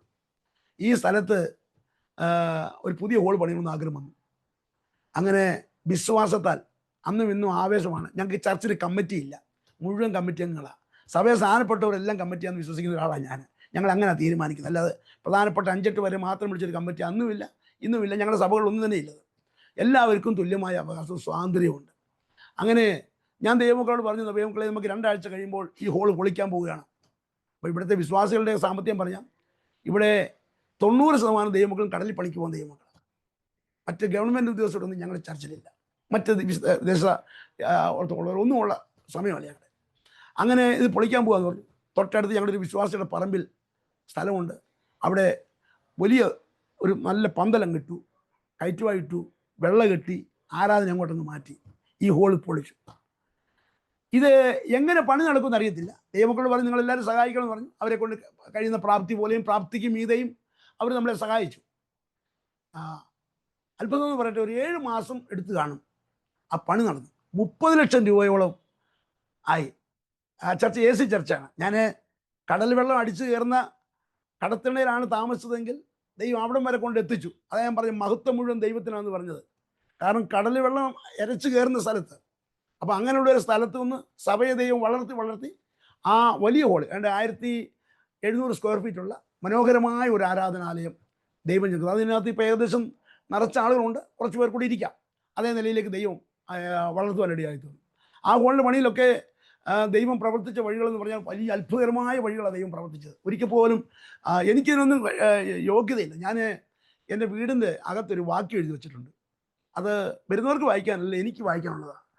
യഹോവേ അങ്ങനെ ഇത്രത്തോളം കൊണ്ടുവരാൻ ഞാൻ എൻ്റെ ഗ്രഹവും എന്തുള്ളൂ എന്ന് പറഞ്ഞാൽ, മുമ്പ് ഞാൻ പറഞ്ഞ പോലെ പെരമേയാൻ പോലും നിവൃത്തിയില്ലാതെ ഈർക്കിൽ മാത്രം കാണാവുന്ന അങ്ങനെ ഒരു അവസ്ഥകളിൽ നിന്നും കർത്താവിൻ്റെ വേലയ്ക്ക് വേണ്ടി ഇവിടെ കൊണ്ടുവന്ന് ദൈവം എനിക്ക് ഭവനമൊക്കെ തന്നപ്പോൾ അത് മുഴുവൻ മഹത്വം ഞാൻ ദൈവത്തിന് അങ്ങ് അർപ്പിക്കുക. കാരണം ഇതിനൊന്നും യോഗ്യതയില്ല. ഇവിടുത്തെ ഈ വീടിനകത്ത് കയറുമ്പോഴും ഇറങ്ങുമ്പോഴും ഒക്കെ ഞാൻ ദൈവത്തെ നന്ദിയോടെ സ്തുതിക്കാറുണ്ട്. ഇതിനിടയ്ക്ക് എനിക്ക് കോവിഡ് കടന്നു വന്നു. കോവിഡ് വന്ന സമയം എന്ന് പറഞ്ഞാൽ എൻ്റെ വല്ലാത്തൊരു അവസ്ഥയായിപ്പോയി. കോവിഡ് എനിക്ക് വളരെ കൂടുതലായിരുന്നു. കോവിഡ് വന്നിട്ട് എനിക്ക് പെരയ്ക്കകത്തോട്ട് കയറാൻ പോലും കഴിയാതെ ഞങ്ങൾ വീണ്ടും മുകളത്തെ സിറ്റൗട്ടിൽ ഞാൻ ഫുൾ 21 ദിവസം ഞാൻ പുറത്തിരിക്കുക. എനിക്ക് അകത്ത് കയറുമ്പോൾ ശ്വാസം മുട്ടും, ഭയങ്കര കൂടുതൽ. അപ്പോൾ ആ സമയത്ത് ഈ തീരദേശത്തുള്ള ആകെപ്പാടെ ആംബുലൻസും പോലീസ് വണ്ടി മാത്രമേ പോകുന്നുള്ളൂ. അത്ര ഭയാനക ഒരു അവസ്ഥയായിരുന്നു ഞങ്ങളുടെ ഉള്ളിൽ. എനിക്ക് എൻ്റെ വൈഫിനെ, മക്കൾക്ക്, കൊച്ചുമക്കൾക്ക് എല്ലാം വന്നു. അങ്ങനെ ഇരിക്കുമ്പോൾ ഞാൻ ഈ പുറത്തിരുന്നപ്പോൾ ഇങ്ങനെ ആംബുലൻസുകൾ ഇങ്ങനെ പൊയ്ക്കൊണ്ടിരിക്കുന്നു. അപ്പം ഞാൻ പെട്ടെന്ന് ചില സഹോദരങ്ങളെ വിളിച്ചു. വീട്ടിൽ സാധനം, അപ്പോൾ ആർക്കും പുറത്തിറങ്ങാൻ പറ്റത്തില്ലല്ലോ, സാധനം വല്ലതും വീട്ടിലുണ്ടോ എന്ന് ചോദിച്ചു. അപ്പോൾ വിളിച്ചു ചോദിച്ചപ്പോൾ അദ്ദേഹം എന്നോട് പറഞ്ഞത് ഇങ്ങനെയാണ്. ശരിക്കും പറഞ്ഞാൽ അദ്ദേഹം പറഞ്ഞ വിഷയം ഇങ്ങനെയാണ്: സാധനം ഒന്നും വേണ്ട പാസ്റ്റേ, ആഹാരം വെച്ചത് കിട്ടിയാൽ മതി. കാരണം ഈ സഹോദരിമാർക്ക് ഇത് മണം വരുന്നില്ലല്ലോ. കോവിഡ് വന്നപ്പോൾ മണമില്ല, അപ്പോൾ ഭക്ഷണം ഉണ്ടാക്കാൻ പറ്റുന്നില്ല, രുചി അറിയാൻ പറ്റുന്നില്ല. ചില ആഹാരം കിട്ടിയാൽ മതി എന്ന് പറഞ്ഞു. അതെൻ്റെ മനസ്സിനെ വളരെ ചിന്തിപ്പിച്ചു. അപ്പോൾ ഞാൻ ദൈവത്തോട് ഇരുന്ന് പ്രാർത്ഥിച്ചു. ഈ സെറ്റൗട്ട് ഞാൻ ഇരിക്കുകയാണ്, രാവും പകലും വെളി കൊതുകൊണ്ടിരിക്കുക. ഈ പെരക്കകത്ത് കയറുമ്പോൾ ശ്വാസം മുട്ടും, അത്രയൊരു അവസ്ഥ. ഞാൻ പ്രാർത്ഥിച്ച കർത്താവ്, ഞാൻ ഈ കോവിഡ് കഴിഞ്ഞ് ഇറങ്ങിയാൽ ഇതുപോലെ കഷ്ടം അനുഭവിക്കുന്നവർക്ക് എനിക്ക് ആഹാരം കൊടുക്കണം. ഞാൻ പ്രാർത്ഥിച്ചു. അവിടെ ഇരുന്നുകൊണ്ട് തന്നെ ദൈവസ്ഥല ആ വിഷയങ്ങൾ കൊണ്ട് പ്രാർത്ഥിക്കാൻ തുടങ്ങി. അപ്പോൾ എൻ്റെ കൂടെയുള്ള ഞങ്ങളുടെ ഒരു സഹശുശ്രൂഷൻ ബോബസ് എന്ന് പറയുന്ന കുഞ്ഞുണ്ട്. ഞാൻ പറയും, മോനെ ഇവിടെ അടുത്ത് എവിടെയെങ്കിലും വീട് കിട്ടുമെന്ന് നോക്കിക്കോ, നമുക്കിത് കഴിഞ്ഞ് അവനെ ഭക്ഷണശാല തുടങ്ങണം. ഒന്നും കണ്ടിട്ടല്ല, ജീവിതത്തിൽ ഒന്നും കണ്ടിട്ടല്ല, നമുക്ക് എല്ലാവർക്കും ആഹാരം കൊടുക്കണം. ചുരുക്കം പറയും, ഈ നാട്ടിലെ ഏറ്റവും നല്ല ഒരു ഫാമിലി ഐപ്പു സാർ എന്ന് പറയും, അവരുടെ ഒരു ഭവനം ഞങ്ങൾക്ക്, അവരുടെ സ്ഥലം മുഴുവൻ ഞങ്ങൾക്ക് തന്നിട്ട് പറഞ്ഞു നിങ്ങളിവിടെ നടത്തിക്കൊന്നു. ഞാനിപ്പോൾ പുറത്തിറങ്ങിയിട്ടില്ല. ഞാൻ ഇവിടെ ഇരുന്നുകൊണ്ട്, ഈ കോവിഡ് സമയത്ത് ഇരുന്നുകൊണ്ട് തന്നെ എന്നെ സ്നേഹിക്കുന്ന ചില ആളുകളെയൊക്കെ വിളിച്ചിട്ട് പറഞ്ഞു, തീരദേശത്ത് ഭയങ്കര പ്രയാസവും കോവിഡ് കൊണ്ട് വളരെ ദുരിതം അനുഭവിക്കുന്നു, കുറേ ആഹാരം ആളുകൾ കൊടുക്കണമെന്ന് എനിക്ക് ആഗ്രഹമുണ്ട് തോന്നി. ചുരുക്കം പറഞ്ഞാൽ ആ കോവിഡ് കഴിഞ്ഞ് ഇറങ്ങുമ്പോഴേക്കും എൻ്റെ 80,000 രൂപയോളം എൻ്റെ അക്കൗണ്ടിൽ എനിക്ക് വന്നു കഴിഞ്ഞു. 80,000 രൂപ എൻ്റെ അക്കൗണ്ട് വന്നു കഴിഞ്ഞു. പിറ്റേ ദിവസം തന്നെ പ്രവർത്തിക്കാൻ അങ്ങ് ഇറങ്ങി. ഒരു സ്ഥലമെടുത്തു, ഷെഡ് വെച്ചു, പോലീസ് സ്റ്റേഷനിൽ അറിയിച്ചു, പഞ്ചായത്ത് അധികാരികളെ അറിയിച്ചു, പഞ്ചായത്തിലെ 21 വാർഡിലെ മെമ്പർമാരുമായിട്ട് ബന്ധപ്പെട്ടു. അങ്ങനെ 3 ഭക്ഷണം പാകം ചെയ്യാൻ 3 കുക്കിനെ ഏർപ്പെടുത്തി. അങ്ങനെ ആഹാരത്തിൻ്റെ പരിപാടി തുടങ്ങി. 4,51,000 രൂപയുടെ ഫുഡ് 21 വാർഡുകളിലായി കൊടുക്കാൻ ദൈവം സഹായിച്ചു. അപ്പം അതിനകത്ത് മറ്റൊരു കാര്യം കൂടെ ഉണ്ട്. ഒരു നേരത്തെ ആഹാരത്തിന് വേണ്ടി ഞാൻ കൊതിച്ചിട്ടുണ്ട്. എൻ്റെ ചെറുപ്രായത്തിൽ കല്യാണങ്ങൾക്ക് ആരും വിളിച്ചില്ലെങ്കിൽ എവിടെയെങ്കിലും കല്യാണം ഉണ്ടെങ്കിൽ ഞാൻ പോയി കഴിക്കും. കാരണം എൻ്റെ വിശപ്പടക്കാൻ വേറെ മാർഗം എനിക്കില്ല. കല്യാണത്തിന് വിളിക്കണ്ട അന്നത്തെ കാലത്ത്. വിളിച്ചില്ലെങ്കിലും കല്യാണം ഉണ്ടെങ്കിൽ പോകും. എൻ്റെ വിശപ്പ് കൊണ്ടാണ് പോകുന്നത്, വയറ് നിറച്ചെന്ന് കഴിക്കാൻ. ഓണം വരുമ്പോഴാണ് വയറ് നിറച്ച് കഴിക്കുന്നത്. അങ്ങനത്തെ ഒരു കാലം എനിക്കുണ്ടായിരുന്നു. അതായത് അന്നത്തെ കാലത്ത് ഈ ഇലവർഗ്ഗങ്ങളൊക്കെ പുഴുങ്ങി, കപ്പയുടെ അല്ല പയറിൻ്റെ ഇലയൊക്കെ പുഴുങ്ങി അതിൻ്റെ കട്ട് കളഞ്ഞിട്ട് മുളക് ചതച്ചിട്ടിട്ട് അമ്മ വിശപ്പിന് തരുന്നത്. ഇന്നത്തെ കാലം അങ്ങനെയാണ്. ദാരിദ്ര്യം ശരിക്കും. അപ്പം ഞാൻ എൻ്റെ മൂത്ത സഹോദരങ്ങൾ എന്തുമാത്രം അനുഭവിച്ചെന്ന് ചിന്തിച്ച് നോക്കണം. ഞാൻ അതുപോലെ ദാരിദ്ര്യം. കപ്പയുടെ കരിന്തൊലി കളഞ്ഞിട്ട് മറ്റേ തൊലി, അകത്തെ തൊലി കൊത്തി അരിഞ്ഞിട്ട് അതിൻ്റെ കട്ട് കളഞ്ഞിട്ട് പുഴുങ്ങി ഉപ്പിട്ട് ഞങ്ങൾക്ക് തന്നിട്ടുണ്ട്. വല്ലവരുടെയും വീട്ടിൽ നിന്നുള്ള കഞ്ഞിവെള്ളത്തിന് കാടി എടുത്തുകൊണ്ട് വന്നിട്ട് ഉപ്പിട്ടിട്ട് അതിൻ്റെ പുളിയുള്ള കാടി കൊണ്ടുവന്നിട്ട് കാന്താരി ഉടച്ചിട്ട് ഞങ്ങൾക്ക് തന്നിട്ടുണ്ട്. മറ്റു മാർഗമില്ല. എൻ്റെ ജീവിതത്തിൽ ഇത്രയും 21 വാർഡുകളിൽ ആഹാരം എത്തിച്ചു കൊടുക്കാൻ കഴിഞ്ഞത് എൻ്റെ ദൈവത്തെ എനിക്ക് എത്ര ശ്രദ്ധിച്ചാലും മതി വരത്തില്ല. അതൊരു ഇലച്ചോറൊന്നും അല്ല കൊടുത്തത് കേട്ടോ. കൊടുത്തതെല്ലാം നല്ല മാന്യമായ ഫുഡാണ്. ഒരു ദിവസം ഇറച്ചി, ഒരു ദിവസം മീൻ, ഒരു ദിവസം താറാമുട്ട, ഇങ്ങനെ ഒരു ദിവസം ചെമ്മീൻ. അപ്പോൾ ഞാൻ ഈ പ്രവർത്തനം ചെയ്യുന്ന അറിയാം. പള്ളിയിലെ അച്ഛന്മാർ വരെ എനിക്ക് പൈസ കൊണ്ട് തരാൻ തുടങ്ങി. അതുപോലെ ഈ ഫിഷിംഗ് ഹാർബർ ഇവിടെ അടുത്താണ്. ഹാർബറിൽ നിന്ന് ബോട്ടുകാരും വഞ്ചിക്കാരും ഒക്കെ മീൻ കൊണ്ടു തരാൻ തുടങ്ങി, ചെമ്മീൻ കൊണ്ടു തരാൻ തുടങ്ങി. അപ്പോൾ നാട്ടുകാരെല്ലാം കൂടെ ഇറങ്ങി ചെമ്മീൻ പൊളിക്കാൻ തുടങ്ങി, മീൻ വെട്ടാൻ തുടങ്ങി. അങ്ങനെ എല്ലാവരും കൂടെ നാടുകളെല്ലാം കൂടെ ഒന്നിച്ചു. ഒരു ഭയങ്കര, എൻ്റെ ഭാഷയെ പറഞ്ഞാൽ ഒരു നിശബ്ദ സുവിശേഷമായിരുന്നു അവിടെ നടന്നത്. എന്ന് പറഞ്ഞാൽ പ്രസംഗമൊന്നുമില്ല, പ്രസംഗമില്ലാത്ത ഒരു സുവിശേഷം നടത്തുവാൻ ദൈവം സഹായിച്ചു എന്ന് മാത്രം. അതാ ഞാൻ പറയും, മഹത്വമെല്ലാം ദൈവത്തിൽ. കാരണം ഒരു നേരത്തെ ആഹാരത്തിന് വകയില്ലാത്ത എനിക്ക് 21 വാർഡുകൾ, ചെല്ലാനം പഞ്ചായത്തിലുള്ള 21 വാർഡുകളിൽ ഇത്രയും നാളും അത്രയും കാലങ്ങൾ ഭക്ഷണം കൊടുക്കാൻ പഞ്ചായത്തിൻ്റെ ഫുൾ സപ്പോർട്ട് ഉണ്ടായിരുന്നു. പോലീസ് അധികാരികളുടെ വലിയ സപ്പോർട്ടായിരുന്നു. അങ്ങനെ നാടിൻ്റെ ഭയങ്കര സപ്പോർട്ട് ഉണ്ടായിരുന്നു. ജാതി മതഭേദം കൂടാതെ ഒരാളോട് അവരെല്ലാം അറിഞ്ഞ് പച്ചക്കറി ഓരോരുത്തർ കൊണ്ടിരുന്നു. അങ്ങനെ വിഭവമായ മനോഹരമായ ഭക്ഷണം കൊടുക്കാൻ ദൈവം സഹായിച്ചു. ഒരിക്കൽ ഈ കടൽ കയറുന്ന ഒരു സമയത്ത് വീടുകളെല്ലാം വെള്ളത്തിലാണ്, ഭയങ്കര കടലേക്ക്. അപ്പോൾ ഒരാൾ എന്നോട് വന്നിട്ട് പറഞ്ഞു, ഫാസ്റ്റേ ഒരു 100 ചാക്ക് കിട്ടാൻ വല്ല മാർഗമുണ്ടെന്ന് ചോദിച്ചു. അരിച്ചാക്ക്. ആ ചാക്കിൽ മണ്ണ് നിറച്ച് വെച്ചാൽ വെള്ളത്തിൻ്റെ തടയുടെ ശക്തി ഒരല്പം കുറയ്ക്കാൻ വേണ്ടിയാണ് ചോദിച്ചത്. ഞാൻ എങ്ങാണ്ടെല്ലാം പോയി ഒരു 100 ചാക്ക് കൊണ്ട് കൊടുത്തു. അപ്പോൾ ഇവിടെ ഈ വീടുകൾ തിങ്ങിയാണ്. ഈ ചാക്ക് കൊണ്ട് ഈ സഹോദരൻ പോകുന്ന കണ്ടപ്പോഴേക്കും നാട്ടുകാരെല്ലാം കൂടെ ചാക്കിൽ വരാൻ തുടങ്ങി. ഞങ്ങൾക്ക് എന്താ. അപ്പം നമുക്ക് നമ്മുടെ കൊടുക്കാനില്ല. അപ്പോൾ അവരെല്ലാവരും വന്ന് പറഞ്ഞു അവർക്ക് കൊടുത്തില്ല, ഞങ്ങൾക്ക് കൊടുത്താന്ന് പറഞ്ഞു. അപ്പോൾ ഞാൻ എൻ്റെ വേറെ സ്നേഹിതനെ വിളിച്ചിട്ട് പറഞ്ഞു, പക്ഷേ എന്നെ ഒന്ന് സഹായിക്കും, ഒരു 1000 ചാക്ക് എവിടെ നിന്ന് സ്പോൺസർ ചെയ്യിക്കാമോ. അപ്പോൾ അദ്ദേഹം ആരുടെ വിളിച്ചിട്ട് ഒരു 1000 ചാക്ക് അദ്ദേഹം പിടിച്ചു. ഈ 1000 ചാക്ക് വന്നപ്പോഴേക്കും 100 കണക്കിന് ആളുകൾ വന്നേക്കുക ചാക്ക് കൊണ്ടുവരാനായിട്ട് നിൽക്കുക. ചാക്ക് കൊണ്ട് ഓരോരുത്തർ വീടിനകത്തേക്ക് വെള്ളം കയറാതിരിക്കാൻ ഈ മണ്ണ് നിറച്ച് 10 ചാക്കെങ്കിലും വെക്കാനായിട്ട് ആളുകൾ വന്നിക്കുക. പക്ഷേ അതിൻ്റെ ഒരു സംഭവം കേട്ടാലേ, അത് കണ്ണമാലി മുതൽ ചെല്ലാനം വരെയുള്ള 8 കിലോമീറ്റർ കാണും. 55,000 ചാക്ക് വിതരണം ചെയ്യുവാൻ ഈ പാവപ്പെട്ട എന്നെ ദൈവം ഉപയോഗിച്ചു. എൻ്റെ കുടുംബസ്വത്തൊന്നുമല്ല, എന്നെ കുടുംബം പറ്റൊന്നും അതിനകത്തില്ല.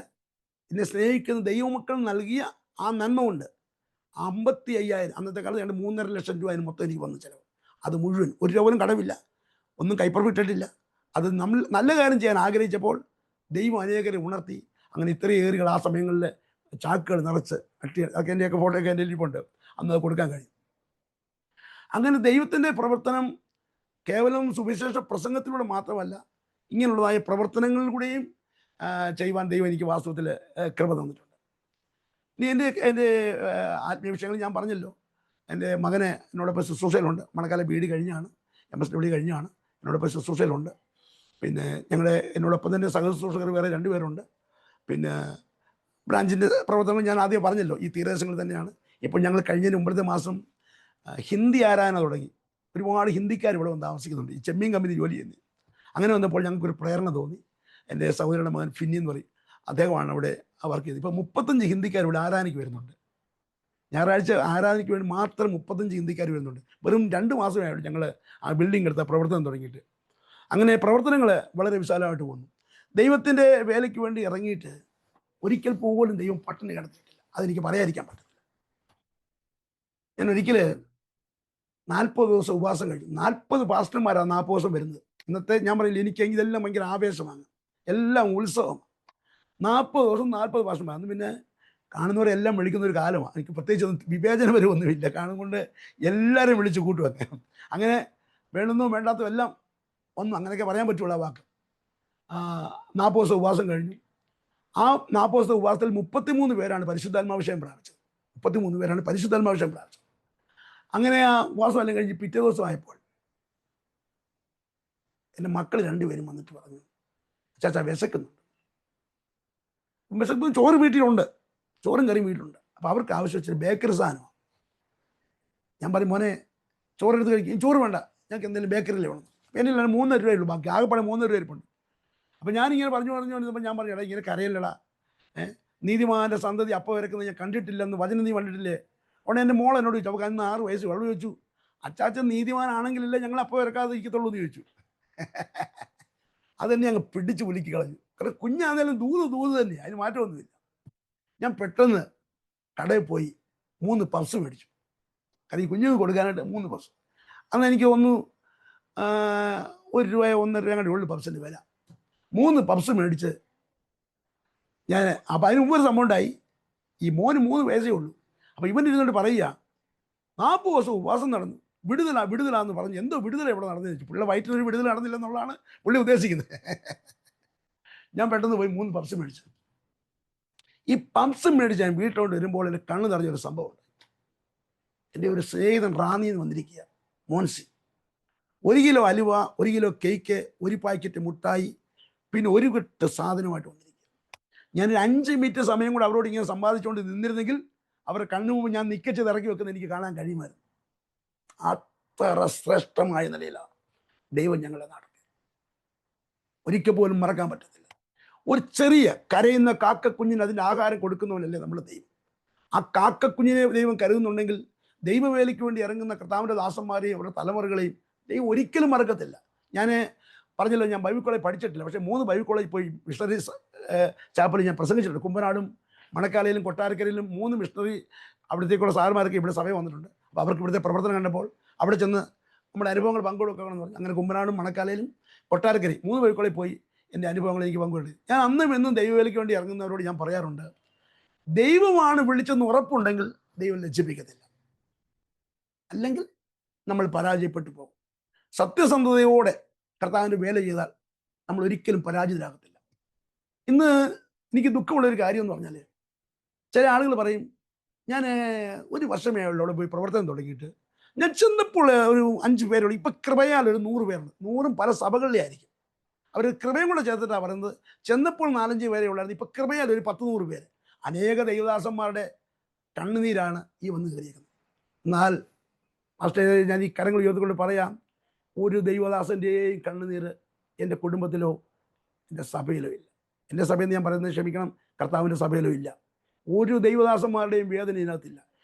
ഏത് ദൈവദാസന്മാർ, 100 ദൈവദാസന്മാരുടെ മുമ്പിലും കൃപയാൽ പ്രാഗൽഭ്യത്തോടെ പോയി നിൽക്കുവാൻ എനിക്ക് ദൈവം ഇടയാക്കുന്നുണ്ട്. കാര്യം, ദൈവദാസന്മാർ കഷ്ടപ്പെട്ട് അവർ ആത്മാക്കളെ നേടിയത് ഓട്ടിച്ചുകൊണ്ട് വന്നിട്ട് ഇതൊരു വലിയ സഭയാണെന്ന് പറയേണ്ട കാര്യം എനിക്കില്ല. പ്രത്യേകിച്ച് ഞങ്ങൾക്ക് കേന്ദ്രമില്ല. ഞങ്ങളുടെ കേന്ദ്രം സ്വർഗത്തിലാണ്. കണക്ക് കേന്ദ്രത്തിലാണ് കൊടുക്കേണ്ടത്. സ്തോത്രം. ചെയ്യുന്ന വേലയ്ക്ക് ന്യായമായി തരുന്ന കർത്താവ് ഇന്ന് വരെയും ഒരു കാര്യവും മുടക്കാതെയും നടത്തിയിട്ടുണ്ട്. ഈ ഞങ്ങൾ ഈ വേലയ്ക്ക് ഇറങ്ങിയ സമയത്ത് ഞാൻ പറഞ്ഞില്ല, ഒന്നുമില്ലാതെ ഇവിടെ വന്നല്ലോ. അപ്പോൾ ഈ ഭക്ഷണം ഉണ്ടാക്കി ഒരു കാസറോൾ എന്നോട് പറഞ്ഞു, ഒരു കാസറോൾ മേടിക്കും, നമുക്ക് ചൂടുള്ള സാധനമൊക്കെ. അപ്പം ഞാൻ പറഞ്ഞു, ഈ നമ്മളെ പൈസ ഇല്ലല്ലോ, നമുക്ക് എങ്ങനെ വാങ്ങാൻ കഴിയും? അപ്പോൾ ഇദ്ദേഹം ഇടയ്ക്കിടയ്ക്ക് എൻ്റെ വൈഫ് എന്നോട് പറയും, ഒന്നും നിർബന്ധിക്കത്തില്ല. ഒരു ദിവസം എന്നെ കാണാൻ റാന്നിയിൽ നിന്നൊരു കുടുംബം വരിക. വന്ന വഴി അമ്മാമ ആ സാറപ്പച്ചനോട് പറഞ്ഞു, അവൾ മോനോട് പറഞ്ഞു, മോനെ എടാ നമ്മൾ സജ്മോൻ്റെ വീട്ടോട്ടല്ലേ പോകുന്നത്, ഒരു നല്ല കാസറോൾ മേടിച്ചിട്ടുണ്ട്. അത് ചിലപ്പോൾ അവന് കാണുകയില്ലായിരിക്കും. ഞാനൊരു ചെറിയ കാസറോൾ ആഗ്രഹിച്ചത്. ആ കാസറോൾ എനിക്ക് തോന്നുന്നു ഇപ്പോഴും വീട്ടിലുണ്ടെന്ന് എനിക്ക് തോന്നുന്നു. അന്ന് എൻ്റെ 10-28 വർഷം മുമ്പ് ഒരു മനോഹരമായ കാസറോൾ. നമ്മളതാണ് എവിടെയെങ്കിലും ഒരു വീട്ടിൽ ആരെങ്കിലും കാണാൻ പോകുമ്പോൾ കാസറോളും കൊണ്ടാണ് പോകും. എന്തെങ്കിലും ഫ്രൂട്ട്സ് മേടിച്ചുകൊണ്ട് പോകും, എന്നാൽ ആ കാസറോളുണ്ട്. അതുപോലെ കുക്കർ വേണം, ഒരു കുക്കർ. ഇതൊക്കെ പഴയ കാലമാണെങ്കിൽ ചെറുതാണെന്ന്, ഇതെല്ലാം വലിയ കാര്യമാണ്. ഒരു കുക്കർ എൻ്റെ വൈഫ് പറഞ്ഞു നമുക്കൊരു കുക്കർ വേണമെന്ന് പറഞ്ഞു. ഞാൻ പറഞ്ഞു ഇപ്പം മേടിക്കാൻ ഒരു മാർഗ്ഗമില്ല. അപ്പം ഇങ്ങനെ ഇതൊക്കെ എന്നോട് നിരന്തരം പറയുന്നുണ്ട്, പക്ഷേ ഞങ്ങൾക്ക് വരുമാനമില്ല. 2 സഹോദരിമാർ എന്നെ കാണാൻ വേണ്ടി വരും. ഞങ്ങളുടെ നാട്ടിലുള്ള 2 സഹോദരിമാർ, വത്സമ്മമാർ, 2 സഹോദരിമാർ എന്നെ കാണാൻ വരും. അവർ വന്ന വഴി ഇവർക്കൊന്നും ഞങ്ങളുടെ ചരിത്രം അറിയത്തില്ല, ഒരു നല്ല കുക്കർ മേടിച്ചുണ്ടായിരുന്നു. നമ്മൾ എവിടെയെങ്കിലും ഒരു വീട്ടിൽ പോകുമ്പോൾ കുക്കറും കൊണ്ട് പോകാറുണ്ടോ, കാസറോളും കൊണ്ട് പോകാറുണ്ടോ? നമ്മളിതൊന്നുമല്ല, നമ്മൾ എന്തെങ്കിലും ഫ്രൂട്ട്സോ ബേക്കറിയാണ്. ഞാൻ പറഞ്ഞത് ഓരോ ദൈവമെല്ലാം അതതിൻ്റെ സമയത്ത് ഭംഗിയായി ചെയ്യുന്നു, ഒരു കുറവും വരാതെ യഥാസമയങ്ങൾ ദൈവം നടത്തുന്ന വഴികൾ വളരെ ശ്രേഷ്ഠമാണ്. ഈ ഞാൻ പറഞ്ഞില്ല, എനിക്കിവിടെ വന്നു, ഞാൻ റാന്നിയിൽ നിന്നെല്ലാം വിട്ടിട്ട് ഇവിടെ വന്നു. അങ്ങനെ സമയത്ത് എൻ്റെ മോളെ പഠിച്ചു, നേഴ്സിങ് ഒക്കെ പഠിച്ചു. ഇപ്പം ജോലിക്ക് പോകുന്നില്ല, കുഞ്ഞുങ്ങളെ വളർത്തുന്നതുകൊണ്ട് അവൾ വീട്ടിലാണ്. ഈ മോളുടെ കല്യാണ സമയമായപ്പോൾ കല്യാണക്കുറി അടിക്കാൻ എൻ്റെ പൈസയില്ല. 1000 രൂപ സത്യം പറഞ്ഞാൽ ഒരാളോട് കടം മേടിച്ചിട്ട് കല്യാണക്കുറി അടിച്ചു. 1000 രൂപ. അങ്ങനെയാണ് നടന്നത്. എൻ്റെ മോളുടെ കല്യാണത്തിന് സംബന്ധിച്ചത് 2250 പേരാണ്. 2000. അതിൽ എൻ്റെ ബന്ധുക്കളായിട്ടെല്ലാം കൂടെ 50 പേരേ ഉള്ളൂ. ബാക്കി മുഴുവൻ എനിക്ക് നാട്ടിൽ ദൈവം തന്ന സ്നേഹിതരാണ്. അതായത് വിശ്വാസികൾ തന്നെയല്ല, 90% അവിശ്വാസികളാണ്. എൻ്റെ മോളുടെ കല്യാണത്തിന് 2250 പേരുടെ ഫുഡാണ് ഞങ്ങൾ അന്നത്തെ കാലത്ത് ഒരുക്കിയത്. ഈ ദേശത്ത് എങ്ങനെ നിന്ദിക്കപ്പെട്ടോ, എങ്ങനെ അപമാനിക്കപ്പെട്ടോ, അതിൻ്റെതായ മാന്യതകളാണ് ദൈവം. മോളുടെ കല്യാണം ഒരു കൺവെൻഷനായിരുന്നു. മോളുടെ കല്യാണത്തിന് എനിക്ക് എന്ത് പറഞ്ഞാലും എന്ത് ചെയ്താലും അത് കൺവെൻഷൻ പോലെ ആവണമെന്ന് എനിക്ക് ആഗ്രഹമുണ്ട്. അന്ന് പാസ്റ്റർ ബി മോനിച്ചനാണ് പ്രസംഗിക്കാൻ ഞാൻ മെസ്സേജിന് വിളിച്ചത്, നടത്തി വേറെ കേസാണ്. അപ്പോൾ കല്യാണ സമയത്ത് പന്തൽ നിറഞ്ഞ് 16,000 സ്ക്വയർ ഫീറ്റിന് അന്നത്തെ കാലത്ത് വലിയ പന്തൽ വെച്ചത്. അന്ന് ബി മോനിച്ചൻ പറഞ്ഞൊരു വാക്കുണ്ട്, ഞാൻ ഇന്നേ കാലം വരെ ഇങ്ങനൊരു കല്യാണ ശുശ്രൂഷയെ പ്രസംഗിച്ചിട്ടില്ല. കാര്യം ഒരു കല്യാണ ശുശ്രൂഷയിൽ ഇത്രേ ജനം വന്നിങ്ങനെ വചനം കേൾക്കാൻ നിൽക്കുന്നത് ഞാൻ ആദ്യമായിട്ട് കാണുക. പക്ഷെ ഒരു കാര്യം കൂടെ അതിനകത്തുണ്ട്, 7 പേർ അന്ന് രക്ഷിക്കപ്പെട്ടു. അദ്ദേഹം കൈവക്കി 7 പേര്, സമുദായസ്ഥരായിട്ട് 7 പേരെ എൻ്റെ മകളുടെ കല്യാണ ശുശ്രൂഷയിൽ 7 പേര് രക്ഷിക്കപ്പെട്ടു. അതാണ് കുഞ്ഞുങ്ങളുടെ മോൻ്റെ കല്യാണവും അങ്ങനെ തന്നെയായിരുന്നു. ഞാൻ പറഞ്ഞത് 100-ലധികം പാസ്റ്റേഴ്സ് തന്നെ ആ കല്യാണത്തെ സംബന്ധിച്ചു. അതും ദൈവം മഹതി.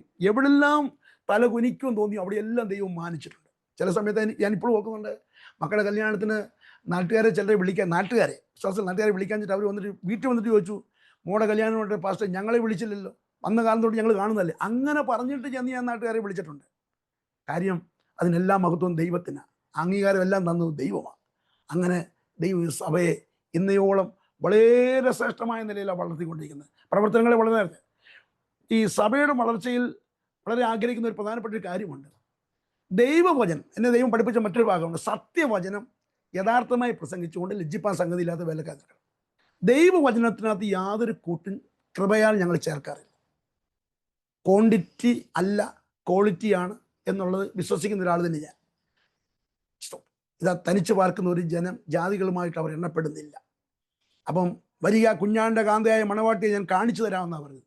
കുഞ്ഞാൻ്റെ മണവാട്ടിയായ കാന്തയ്ക്ക് ഉണ്ടാകേണ്ട സ്വഭാവങ്ങൾ അത് ദൈവത്തിൻ്റെ സഭയിൽ ഉണ്ടാകണമെന്നുള്ളത് ദൈവത്തിൽ വ്യക്തമായി നമ്മെ പഠിപ്പിക്കുന്നുണ്ട്.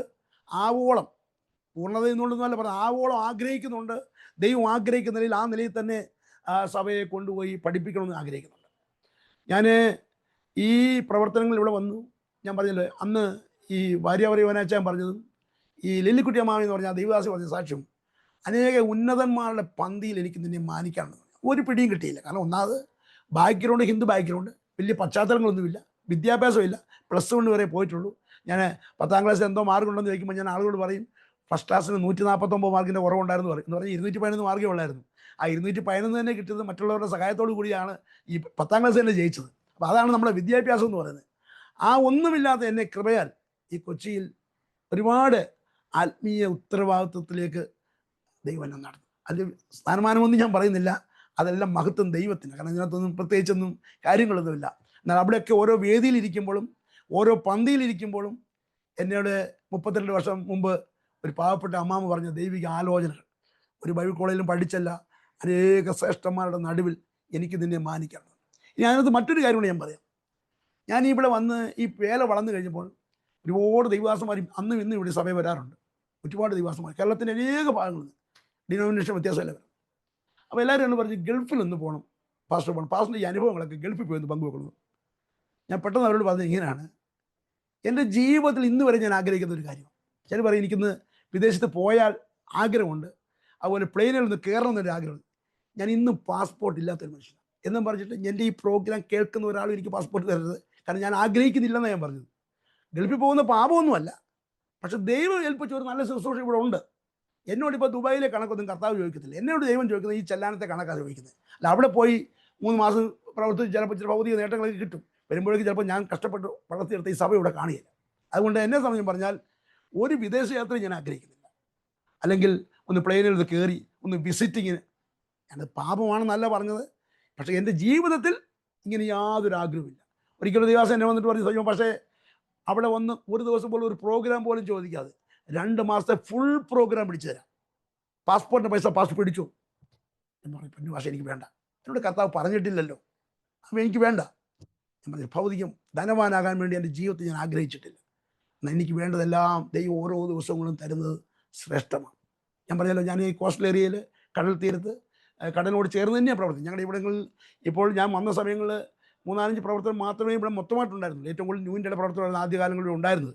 എന്നാൽ ഇന്നിപ്പോൾ കൃപയാൽ 70ഓളം സഭകൾ ഈ പ്രദേശങ്ങളുണ്ട്. വലിയ സുവിശേഷ വെളിച്ചം ദേശത്ത് ദൈവം അയച്ചു. ഒരുപാട് പേര് വിശ്വാസത്തിലേക്ക് വന്നു. പള്ളിയുടെ കപ്പിയാരൊക്കെ വിശ്വാസം വരുന്നുണ്ട്. അങ്ങനെ സഭയ്ക്ക് വളരെ വലിയ വളർച്ചകൾ ദൈവം തരുന്നുണ്ട്. അപ്പോൾ ഈ സുവിശേഷ വേലയ്ക്ക് ഇറങ്ങുമ്പോൾ എങ്ങനെ ജീവിക്കും എന്ന് പല ദൈവാസന്മാരും ചോദിക്കാം. ഞാൻ പലപ്പോഴും പല ദൈവാസന്മാരും പറഞ്ഞു, അതായത് ശരിയായിട്ട് പറഞ്ഞാൽ കർത്താവിൻ്റെ വേല വിശ്വസ്തയോടെ ചെയ്താൽ ദൈവം ലജ്ജിപ്പിക്കത്തില്ലെന്നുള്ളൊരു സാക്ഷിയാണ് ഞാൻ വിശ്വസ്തയോടെ ചെയ്തു എന്നുള്ള വാക്ക് ക്ഷമിക്കണം, ആവോളം ആഗ്രഹിക്കുന്നുണ്ട്. എന്നാൽ ദൈവം ആഗ്രഹിക്കുന്ന നല്ല മനസ്സോടെ നമ്മൾ ചെയ്യുകയാണെങ്കിൽ ഒരിക്കലും ദൈവം നമ്മളെ ലജ്ജിപ്പിക്കത്തില്ല. ശ്രേഷ്ഠമായ നിലയിൽ എല്ലാ മേഖല, അത് ഒരു മേഖലയിൽ തന്നെയൊന്നുമല്ല, എല്ലാ മേഖലയിലും ദൈവം നടത്തും. എനിക്ക് 4 കൊച്ചുമക്കളുണ്ട്. മോക്ക് 2 കുഞ്ഞുങ്ങളുണ്ട്, മോന് 2 കുഞ്ഞുങ്ങളുണ്ട്. മോൻ്റെ മൂത്ത കുഞ്ഞ് ജനിച്ചൊരു 3 മാസം കഴിഞ്ഞപ്പോൾ ഒരു ഫിറ്റ്സ് വന്നിട്ട് ആ കുഞ്ഞ് നടക്കത്തില്ല, സംസാരിക്കും. ഇപ്പോൾ 7 വയസ്സ് കഴിഞ്ഞു. അവിടെ പേര് മിറക്കിൾ എന്നാണ്. ഞങ്ങൾ ദൈവം അത്ഭുതം പ്രവർത്തിക്കുന്നത് വിശ്വസിക്കുന്നു. കാരണം അസുഖം വന്നപ്പോഴല്ല കുഞ്ഞിന് മിറക്കിൾ ഞങ്ങൾ പേരിട്ടത്. ആ അസുഖം വരുന്നതിന് മുന്നേ ആ കുഞ്ഞിന് മിറക്കിൾ എന്നാണ് അവൻ പേരിട്ട്. ഞാൻ പറഞ്ഞു മന നീന്താണ് ഈ മിറക്കിൾ, അത് പേര് കിടന്നോട്ടെന്ന് പറഞ്ഞു. 3 മാസം കഴിഞ്ഞപ്പോഴാണ് കുഞ്ഞിന് ഫിറ്റ്സ് വന്നു. അങ്ങനെ ഇപ്പോൾ നടക്കത്തില്ല, സംസാരിക്കത്തില്ല, ഭക്ഷണം സ്വന്തമായിട്ട് ചവച്ചരച്ച് കഴിക്കാറില്ല. ഇപ്പോൾ 7 വയസ്സ് കഴിഞ്ഞ് വീട്ടിലേക്ക് പ്രവേശിക്കുന്നുണ്ട്. ആ ഒരു വിഷയം ഒരു പ്രാർത്ഥനാ വിഷയമാണ്. ഇത് കേൾക്കുന്ന പ്രിയപ്പെട്ടവർക്ക് ആ കുഞ്ഞിന് വേണ്ടി പ്രത്യേകം പ്രാർത്ഥിക്കുക.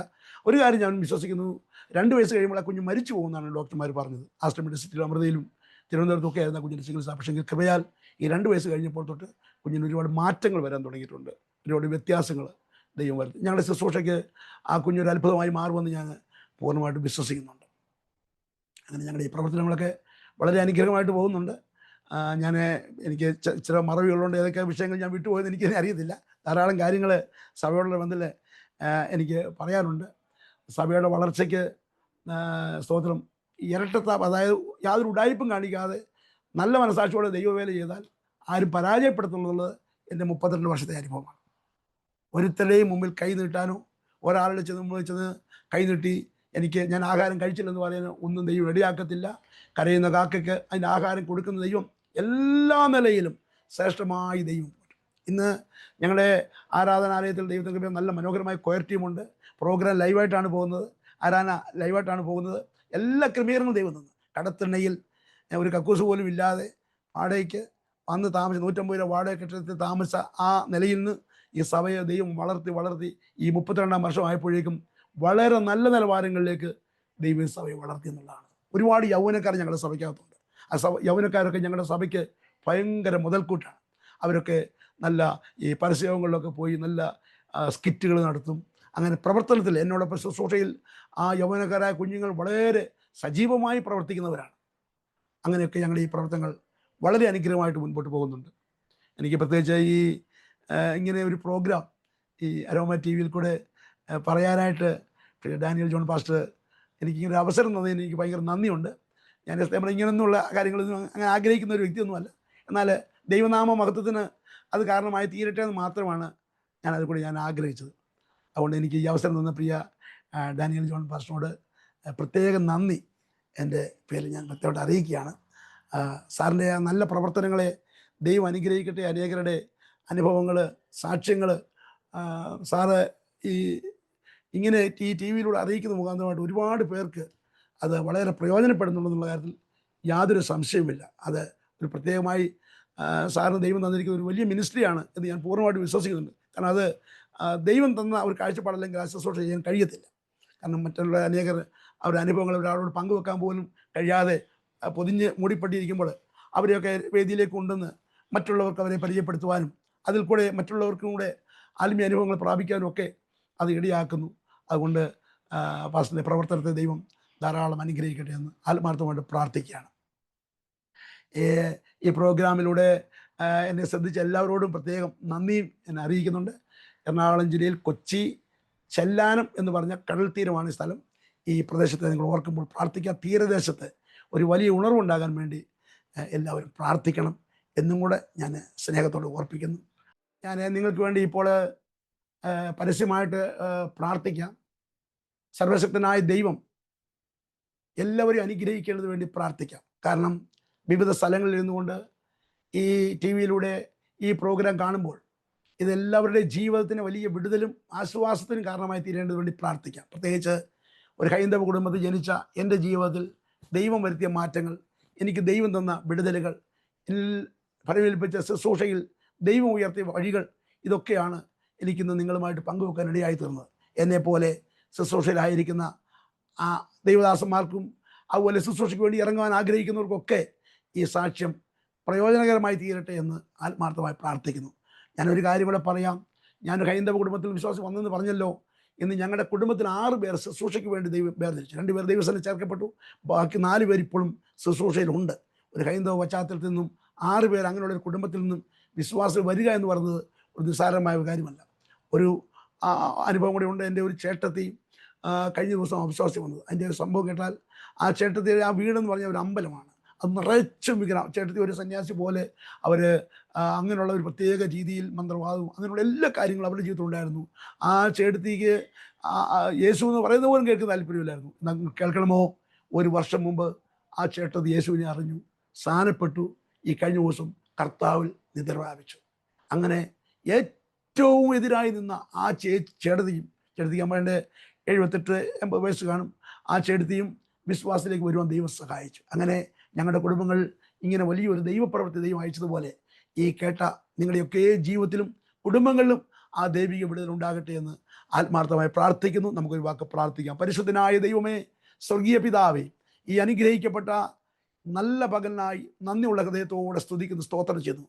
അരോമ ടി വിയിലൂടെ കർത്താവേ, സാധുവായ അടിയന് ദൈവം അടിയനെ നടത്തിയ വഴികളും ദൈവം ഏൽപ്പിച്ച ശുശ്രൂഷകളെക്കുറിച്ചും കർത്താവ് പ്രിയപ്പെട്ടവരുമായിട്ട് പങ്കുവയ്ക്കുവാൻ ദൈവം ഒരുക്കിയ വിലപ്പെട്ട അവസരത്തിന് ദൈവത്തിന് നന്ദി പറയുന്നു. കർത്താവ്, ഈ പ്രോഗ്രാം ആരൊക്കെ ഏതൊക്കെ സ്ഥലങ്ങളിൽ ഇത് കാണുന്നുവോ അവരുടെ എല്ലാവരുടെയും ജീവിതത്തിന് ഇത് വലിയ വിടുതലായി വലിയ ആശ്വാസമായി തീരുവാൻ ദൈവം സഹായിക്കണമേ. ഓരോരുത്തരും ദൈവം സംബന്ധിച്ച് പ്രാർത്ഥിക്കുന്ന അവരുടെ രഹസ്യവും പരസ്യമായ പ്രാർത്ഥനകൾക്ക് ദൈവഹിതപ്രകാരമുള്ള മറുപടികളെ കൊടുത്ത് ദൈവം മാനിക്കുമാറാകണമേ എന്ന് പ്രത്യേകം പ്രാർത്ഥിക്കുന്നു. സാമ്പത്തികമായി ഞെരുങ്ങുന്നവരുണ്ടാകാം, ഭാരങ്ങളിൽ കൂടെ കടന്നു പോകുന്നവരുണ്ടാകാം. അവിടെയൊക്കെയും സകല ബുദ്ധിയെയും കവിയുന്ന ദൈവിക സമാധാനം ദൈവം പകരുവാൻ പ്രത്യേകം ദൈവത്തോട് പ്രാർത്ഥിക്കുകയാണ്. കർത്താവേ, പ്രിയ ഡാനിയൽ ജോൺ ഭാഷ വഴി പ്രത്യേകം പ്രാർത്ഥിക്കുന്നു. ഞങ്ങളുടെ ദാസന്റെ ഉള്ളിൽ ദൈവം കൊടുത്ത ഈ വലിയ ദർശനത്തിനായി സ്തോത്രം. ദൈവം ഏൽപ്പിച്ച ശുശ്രൂഷ നിരവധിയായി നിവർത്തിപ്പാൻ പിന്നെ എൻ്റെ ദാസനെയും കർത്താവെ തൻ്റെ പ്രവർത്തിക്കുന്ന പ്രിയപ്പെട്ടവരെയും കർത്താവ് സഹായിക്കണമേ, കുടുംബമായി മാനിക്കുമാറാകണമേ എന്ന് പ്രാർത്ഥിക്കുന്നു. കർത്താവ്, ഈ ജനത്തെ പിതാവിൻ്റെയും പുത്രൻ്റെയും പരിശുദ്ധാത്മാവിൻ്റെയും നാമത്തിൽ കർത്താവ് നിറഞ്ഞ മനസ്സോടെ അനുഗ്രഹിച്ച് പ്രാർത്ഥിക്കുന്നു. അവിടുത്തെ പ്രാർത്ഥന കേട്ടതിന് നന്ദി. യേശുവിൻ നാമത്തിന്റെ പരിശുദ്ധ പിതാവേ, ആമീൻ, ആമീൻ. താങ്ക് യു കർത്താവിൻ്റെ വിലപ്പെട്ട ദാസൻ പാസ്റ്റർ സാജിമോൻ TC അവറുകൾ. വളരെ അനുഗ്രഹിക്കപ്പെട്ട ഹൃദയസ്പർശിയായ ദൈവം നടത്തിയ അത്ഭുതകരമായ അനുഭവങ്ങളെക്കുറിച്ച് ദൈവനാമ മഹത്വത്തിന് വേണ്ടി അരോമ TV പ്രേക്ഷകരോടൊപ്പം പങ്കുവയ്ക്കുവാൻ കർത്താവിൻ്റെ പ്രത്യനെ ദൈവം ബലപ്പെടുത്തിയത് ഓർത്ത് ഞാൻ ദൈവത്തിന് നന്ദി പറയുന്നു, സ്തോത്രം ചെയ്യുന്നു.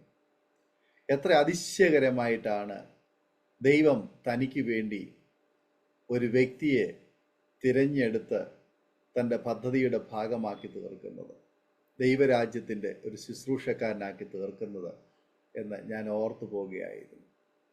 ഒരു ഹൈന്ദവ കുടുംബത്തിൽ പട്ടിണിയും ദാരിദ്ര്യവും പരിവട്ടവും നിറഞ്ഞതായ ആ ഒരു പശ്ചാത്തലത്തിൽ 8ാമത്തെ മകനായി മാതാപിതാക്കന്മാർക്ക് ജനിച്ചു വളർത്തപ്പെട്ട ആ കുട്ടിക്കാലത്തിൻ്റെ ചില ഓർമ്മകളൊക്കെ പറഞ്ഞപ്പോൾ കണ്ണു നിറഞ്ഞു പോയി.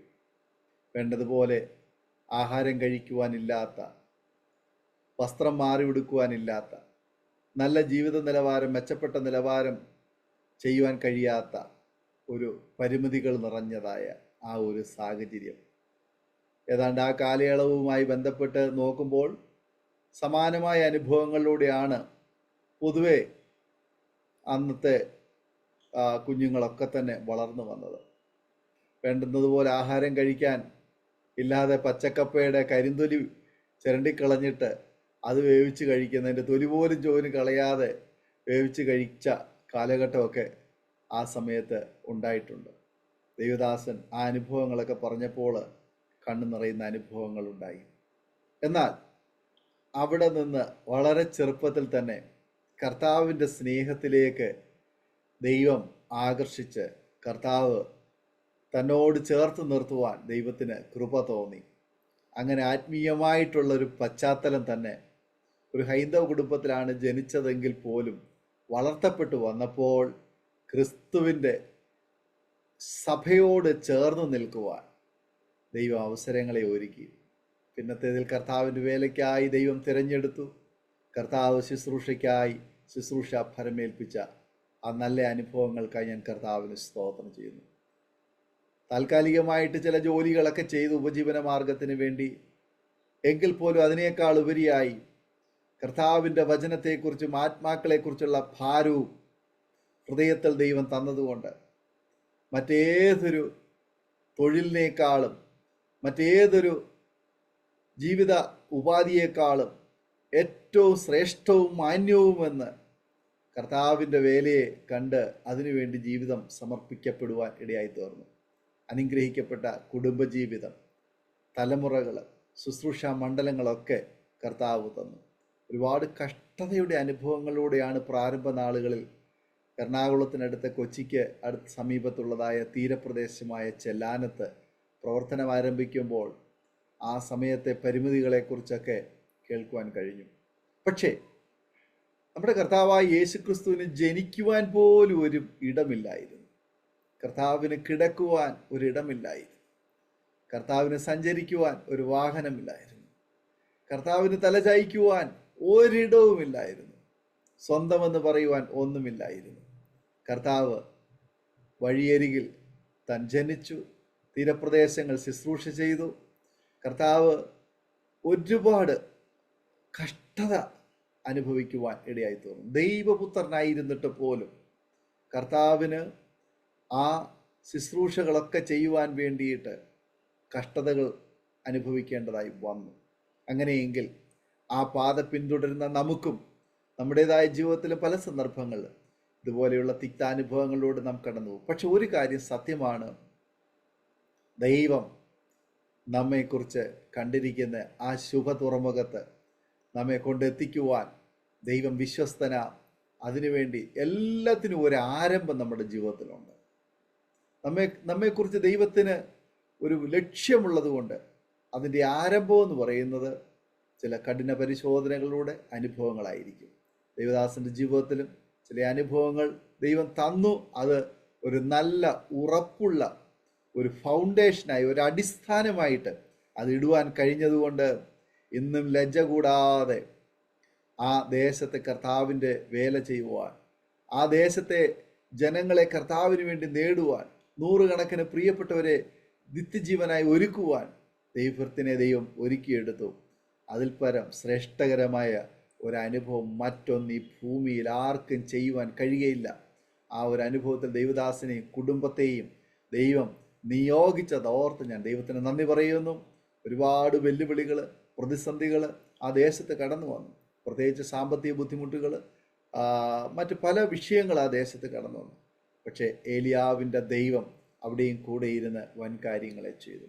ഇന്നും ശക്തമായ ആ ദേശത്ത് തന്നെ നിന്ന് കർത്താവിനെ സാക്ഷീകരിപ്പാൻ, കർത്താവിന് വേണ്ടി നിലകൊള്ളുവാൻ, കർത്താവ് ആക്കി വെച്ചൊരു പ്രതിപുരുഷനായി കർത്താവിന് വേണ്ടി പ്രയോജനപ്പെടുവാൻ ദൈവം ഉപയോഗിച്ചുകൊണ്ടിരിക്കുന്ന അനുഗ്രഹീതമായ ഈ സാക്ഷ്യം ആമേൻ എന്നും നിലനിൽക്കട്ടെ. ദൈവനാമം അതിലൂടെ മഹിമപ്പെടട്ടെ എന്ന തരുണത്തിൽ അരോമ TV പ്രേക്ഷകരോടൊപ്പം ഞങ്ങളും ആശംസിക്കുന്നു, പ്രാർത്ഥിക്കുന്നു. കടന്നു വന്ന് ഈ വിലപ്പെട്ട സമയം, വിലയേറിയ ജീവിതാനുഭവങ്ങൾ പങ്കുവയ്ക്കുവാൻ ദൈവത്തിനെ കർത്താവ് സഹായിച്ചതുകൊണ്ട് ദൈവത്തിന് നന്ദി പറയും. ദൈവത്തിനുള്ളതായ നന്ദിയും കടപ്പാട് ഉത്തരണത്തിൽ അറിയിക്കുന്നു. കർത്താവ് ധാരാളമായി അനുഗ്രഹിക്കട്ടെ. ആമേൻ. പ്രേക്ഷകരെ, നിങ്ങൾക്ക് ഈ സാക്ഷ്യം വലിയൊരു അനുഗ്രഹമായി തീർന്നുവെന്ന് ഞങ്ങൾ വിശ്വസിക്കുകയാണ്. തീർച്ചയായിട്ടും നിങ്ങളുടെ പ്രിയപ്പെട്ടവർക്ക്, സുഹൃത്തുക്കൾക്ക് നിങ്ങൾ ഷെയർ ചെയ്ത് കൊടുക്കണം. കേൾക്കുന്ന പ്രിയപ്പെട്ടവർ ആരെങ്കിലും ഈ ദൈവദാസൻ്റെ സമീപ പ്രദേശത്താണ് നിങ്ങൾ പാർക്കുന്നതെങ്കിൽ തീർച്ചയായിട്ടും ഈ ദൈവദാസനെ നിങ്ങൾ പോയി കാണുകയും അവരോട് ഒരുമിച്ചുള്ളതായ കൂട്ടായ്മ അനുഭവിക്കുകയും ചെയ്യുവാൻ ഞങ്ങൾ ഇത്തരണത്തിൽ ഓർപ്പിക്കുന്നു. മാത്രമല്ല, നിങ്ങളുടെ വിലയേറിയ അഭിപ്രായങ്ങളും നിർദ്ദേശങ്ങളും ഈ കമൻറ്റ് ബോക്സിൽ നിങ്ങൾ രേഖപ്പെടുത്തണം. ഈ വീഡിയോ നിങ്ങൾ പരമാവധി നിങ്ങളുടെ പ്രിയപ്പെട്ടവർക്ക്, സുഹൃത്തുക്കൾക്ക് ഷെയർ ചെയ്ത് കൊടുക്കണം. അതുപോലെ തന്നെ സ്ക്രീനിൽ കാണുന്ന വാട്സപ്പ് നമ്പറിൽ നിങ്ങളുടെ വലിയൊരു അഭിപ്രായങ്ങളും നിർദ്ദേശങ്ങളും പ്രാർത്ഥനാ വിഷയങ്ങളും ഞങ്ങളെ അറിയിച്ചാൽ ഞങ്ങൾ നിങ്ങൾക്ക് വേണ്ടി പ്രാർത്ഥിക്കുകയും മറുപടി തരികയും ചെയ്യുന്നതായിരിക്കും. മാത്രമല്ല, സാക്ഷ്യം പറഞ്ഞ പ്രിയപ്പെട്ടവരോടൊപ്പം എല്ലാ തിങ്കളാഴ്ചയും രാത്രി 9 മണി മുതൽ നടക്കുന്ന പ്രാർത്ഥനാ കൂട്ടായ്മയിലും നിങ്ങൾക്ക് പങ്കുകൊള്ളാവുന്നതാണ്. അടുത്ത അനുഗ്രഹിക്കപ്പെട്ട സാക്ഷ്യവും വചനചിന്തയുമായി നാം വീണ്ടും കൂടിക്കാണുവരെയും എല്ലാ പ്രിയപ്പെട്ടവർക്കും good bye. God bless you all. Amen. ഓർമ്മയുടെ മനോരഥത്തിൽ മായാത്ത ഓർമ്മയ്ക്കായി അരോമ മാട്രിമോണിയിൽ നിന്നും ജീവിത പങ്കാളിയെ കണ്ടെത്തൂ. നിങ്ങൾ ഒരു ക്രിസ്തീയ ജീവിത പങ്കാളിയെ അന്വേഷിക്കുകയാണോ? അതോ മക്കൾക്ക് അനുയോജ്യമായ ഒരു തക്ക തുണയ്ക്കു വേണ്ടി പ്രാർത്ഥിക്കുന്ന വ്യക്തിയാണോ? എങ്കിൽ അരോമ മാട്രിമോണി നിങ്ങൾക്ക് വേണ്ടിയാണ്. ഇന്നു തന്നെ സൗജന്യമായി രജിസ്റ്റർ ചെയ്യൂ. അരോമ മാട്രിമോണിയുടെ പ്രത്യേകതകൾ: രജിസ്ട്രേഷൻ തികച്ചും സൗജന്യം. ലോകത്തെവിടെയുമുള്ള അനുയോജ്യമായ ക്രിസ്തീയ ജീവിത പങ്കാളിയെ തിരഞ്ഞെടുക്കാം. വിവാഹം നടക്കുന്നതുവരെ സർവീസ് ലഭിക്കുന്നു. ഏറ്റവും ചെറിയ പാക്കേജുകളും തിരഞ്ഞെടുക്കാം. അരോമ മാട്രിമോണി നിങ്ങൾക്കായി ഒരുക്കുന്നു വിവാഹം പരമാനന്ദം. Email aroma matrimony2020@gmail.com